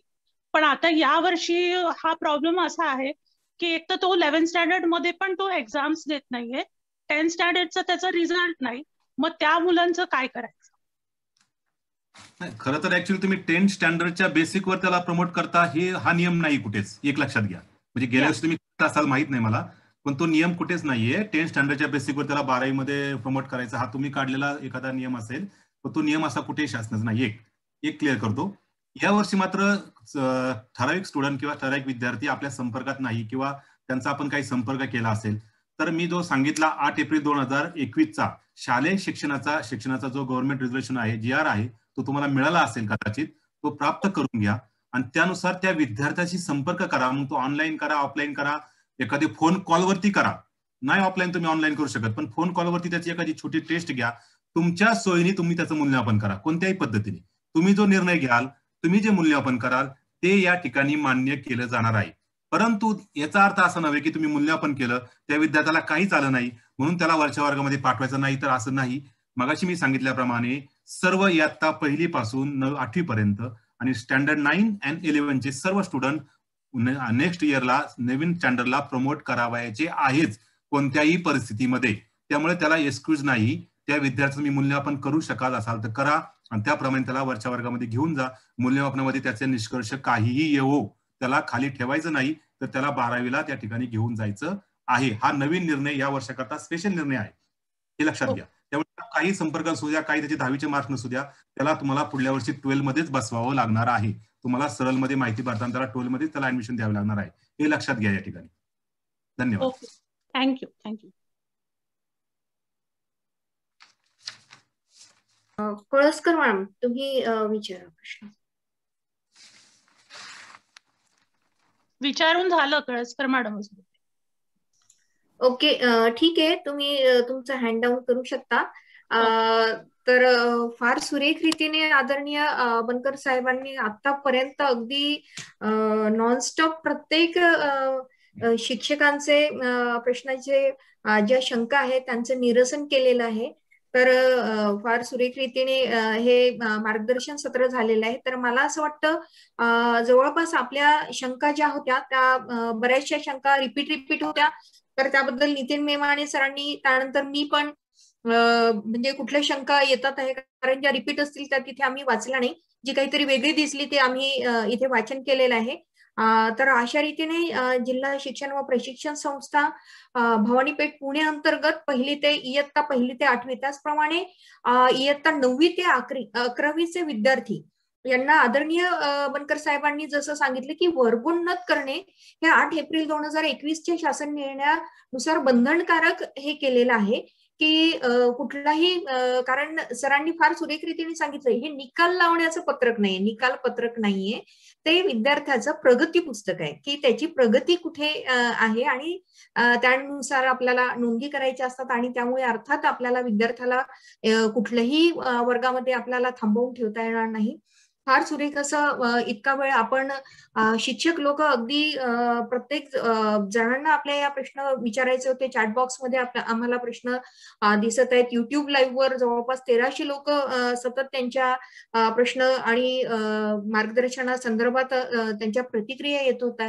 तर अशा रीतीने जिल्हा शिक्षण व प्रशिक्षण संस्थेअंतर्गत आदरणीय बनकर साहेबांनी फार सुरेख रीतीने मला असं वाटतं आपल्या शंकांचं निरसन केलेलं आहे.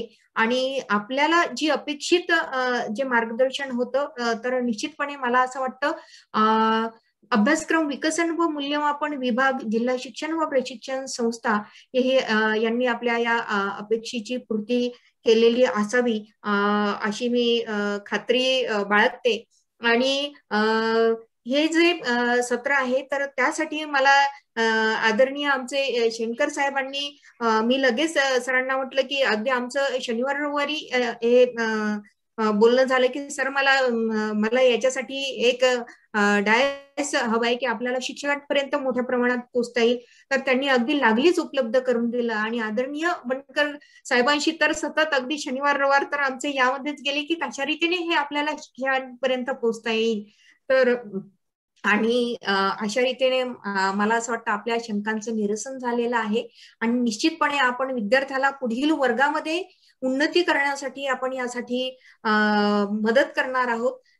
तर अशा रीतीने मी आपण सर्वांचं इथे उपस्थित असलेल्या सर्वांचं एक जिल्हा शिक्षण व प्रशिक्षण संस्थे अंतर्गत आपलं आभार मानते. आणि त्यानंतर वोट ऑफ थँक्स चा कार्यक्रम आमच्या विषय साधन व्यक्ती मते मॅडम करतील. सर कोणाचं मार्गदर्शन घ्यायचं आहे का शंकर साहेब? कोणाचं मार्गदर्शन घेऊया का की आपण आभार प्रदर्शन? Okay, thank you sir. तर यानंतर आमच्या विषय साधन व्यक्ती ज्यांनी हा विषय माझ्यापर्यंत पोहोचवला नाही मॅम, आपल्याला शिक्षकांना अशी शंका येते हे मार्गदर्शन हवं आहे तर अशा रीतीने फार चांगल्या रीतीने कार्य करणाऱ्या आमच्या मते मॅम आणि सर्वच विषय साधन व्यक्ती तर इथे उपस्थित आहेतच, परंतु या कार्यक्रमाचं आभार प्रदर्शन मते मॅम करतील अशी मी त्यांना विनंती. मॅडम एकच मिनिट बोलतो प्लीज. एटीकेटीचा जो प्रश्न होता ना तो थोडासा वेगळा प्रश्न आहे, कारण 11वीचा विद्यार्थी एटीकेटीला जो ऍडमिशन घेतलेला आहे तो त्या क्लासचा ऑथराइज विद्यार्थी नाही, कारण तो प्रोव्हिजनल ऍडमिशनचा विद्यार्थी असतो.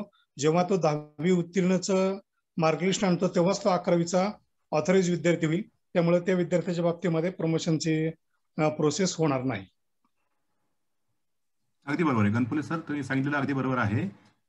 तर मॅडम म्हटल्या फक्त की 10वीच्या मार्क्सवरती त्याला आम्ही 12वीला. नाही, माझा प्रश्न तोच होता. थँक्यू सर, माझा हाच प्रश्न होता. Thank you very much. ओके मी वेगळा अर्थ लावला त्याचा. Okay thank you. तुमचं समाधान झालं मॅडम? अगदी हा. Okay Ganpule sir thank you. ते नियमित विद्यार्थी आहेत आणि त्या संदर्भात आपण वर्गोन्नती संदर्भात प्रश्न असावा असं मला पण त्या अंतर्गत वाटलं. हरकत नाही. तर आपल्या प्रश्नाचं समाधान झालेलं आहे. तर यानंतर मते मॅम कृपया आपण आभार प्रदर्शन चा कार्यक्रम करा. Okay madam. कार्यशाळेत आपल्याला लाभले आहे बहुमोल असे मार्गदर्शन. कार्यशाळेत आपल्याला लाभले आहे बहुमोल असे मार्गदर्शन, तेव्हा आता झालेच पाहिजे आभार प्रदर्शन. तेव्हा आता झालेच पाहिजे आभार प्रदर्शन. आपल्याला मोठ्या संख्येने म्हणजे कार्यशाळा आपण ही आयोजित केली आणि आयोजित कार्यशाळेला माननीय डॉक्टर राजेश बनकर साहेब, वरिष्ठ अधिव्याख्याता डाएट पुणे, तसेच विभाग प्रमुख अभ्यासक्रम विकसन व मूल्यमापन व माहिती तंत्रज्ञान, त्याचप्रमाणे बनकर सरांचा आपल्याला दिनांक 7 तारखेला बिबेवाडी विभागामध्ये जेव्हा आम्ही महाकरिअर पोर्टलचं सेशन घेतलं त्या दरम्यान सुद्धा सर विभाग प्रमुख विजी पीजी विभागाचे विभाग प्रमुख असल्यामुळे तेव्हा सुद्धा बिबेवाडी विभागातील सर्व मुख्याध्यापकांना सरांनी अतिशय मोलाचे मार्गदर्शन केले. आणि आजच हा महत्वाचा विषय जो वर्ग उन्नतीबाबत प्रत्येक मुख्याध्यापक प्राचार्य यांना ज्या काही शंका होत्या अडचणी होत्या त्याबाबत सविस्तर असं बनकर साहेबांनी जे मार्गदर्शन केलं त्यासाठी आपल्याला लाभलेल्या या प्रमुखांचे मी अतिशय खूप खूप आभार मानते. त्यानंतर आपले प्रेरणास्थान असलेल्या माननीय प्राचार्य डॉक्टर शोभा खंदारे मॅडम की त्यांना एखादा विषय मांडला लगेच ते आम्हाला लगेच होकार देतात की हे आम्हाला प्रशिक्षण घ्यायचे आणि त्यांच्या प्रेरणेमुळेच हे प्रशिक्षण यशस्वी होते. त्याच पद्धतीने डाएटचे वरिष्ठ अधिव्याख्याता माननीय जटनोरे साहेब, तसेच आत्ताच जोगदंडे मॅडमने सांगितलं की शेणकर साहेबांना विचारलं आणि त्यांनी लगेच होकार दिला आणि ही मीटिंग आयोजित करण्यास त्यांनी खूप मोलाचे मार्गदर्शन शेणकर साहेबांचं देखील आहे. समता विभागाचे प्रमुख माननीय शेणकर साहेब यांचेही मी खूप खूप आभार मानते. तसेच जोगदंडे मॅडम संपर्क अधिकारी बिबेवाडी विभाग की ज्यांनी आता प्रास्ताविक केलं, सूत्रसंचालन केलं, विषयांची आपल्याला ज्यांनी सांगितले प्रश्न सांगितले अशा आमच्या संपर्क अधिकारी की त्यांना जेव्हा आम्ही सांगितलं शनिवारी रविवारी त्यांनी लगेच फॉलोअप घेऊन या 2 दिवसात ह्या प्रशिक्षणाचं आयोजन केलं. अशा आमच्या संपर्क प्रमुख माननीय जोगदंडे मॅडम यांचेही मी आभार मानते. डाएटचे सर्व अधिव्याख्याता वरिष्ठ अधिव्याख्याता तसेच माननीय प्रशासकीय अधिकारी किंवा युट्यूबवर जॉईन असलेले माननीय सहाय्यक प्रशासकीय अधिकारी, गट शिक्षण अधिकारी, विस्तार अधिकारी, माननीय केंद्र प्रमुख, पर्यवेक्षक, डाएटचे सर्व विषय सहाय्यक, त्याचबरोबर इथं उपस्थित असलेले सर्व विशेष साधन व्यक्ती, सर्व शिक्षक, विशेष शिक्षक, मोठ्या प्रमाणे उपस्थित असलेले सर्व शाळेंचे कॉलेजचे प्राचार्य, शाळेंचे मुख्याध्यापक, शिक्षक आणि ज्यांनी आपल्याला बहुमोल असं मदत केली अशी सेव्ह द चिल्ड्रन आणि LFE टीम या सर्वांचं मी आभार मानते आणि पुन्हा एकदा आभार मानते. थँक्यू. धन्यवाद मॅम. तर आदरणीय शेणकर साहेब आणि बनकर सर एंड करायचा. Okay, thank you very much. तर पुन्हा एकदा सर्वांचे हार्दिक असे आभार आणि आपल्याला कुठल्याही विषयाअंतर्गत मार्गदर्शन हवं असेल तर आमच्या विषय साधन व्यक्तींशी निसंकोच बोला. त्या विषयासाठी आपल्यासाठी ऑनलाईन कार्यशाळा आपल्यासाठी उपलब्ध करून देण्यात येईल. तर मी आदरणीय विभाग प्रमुख समता विभाग आदरणीय शेणकर साहेब आणि आदरणीय वनकर साहेब यांच्या सूचनेवरून ही कार्यशाळा संपली असं जाहीर करते. धन्यवाद.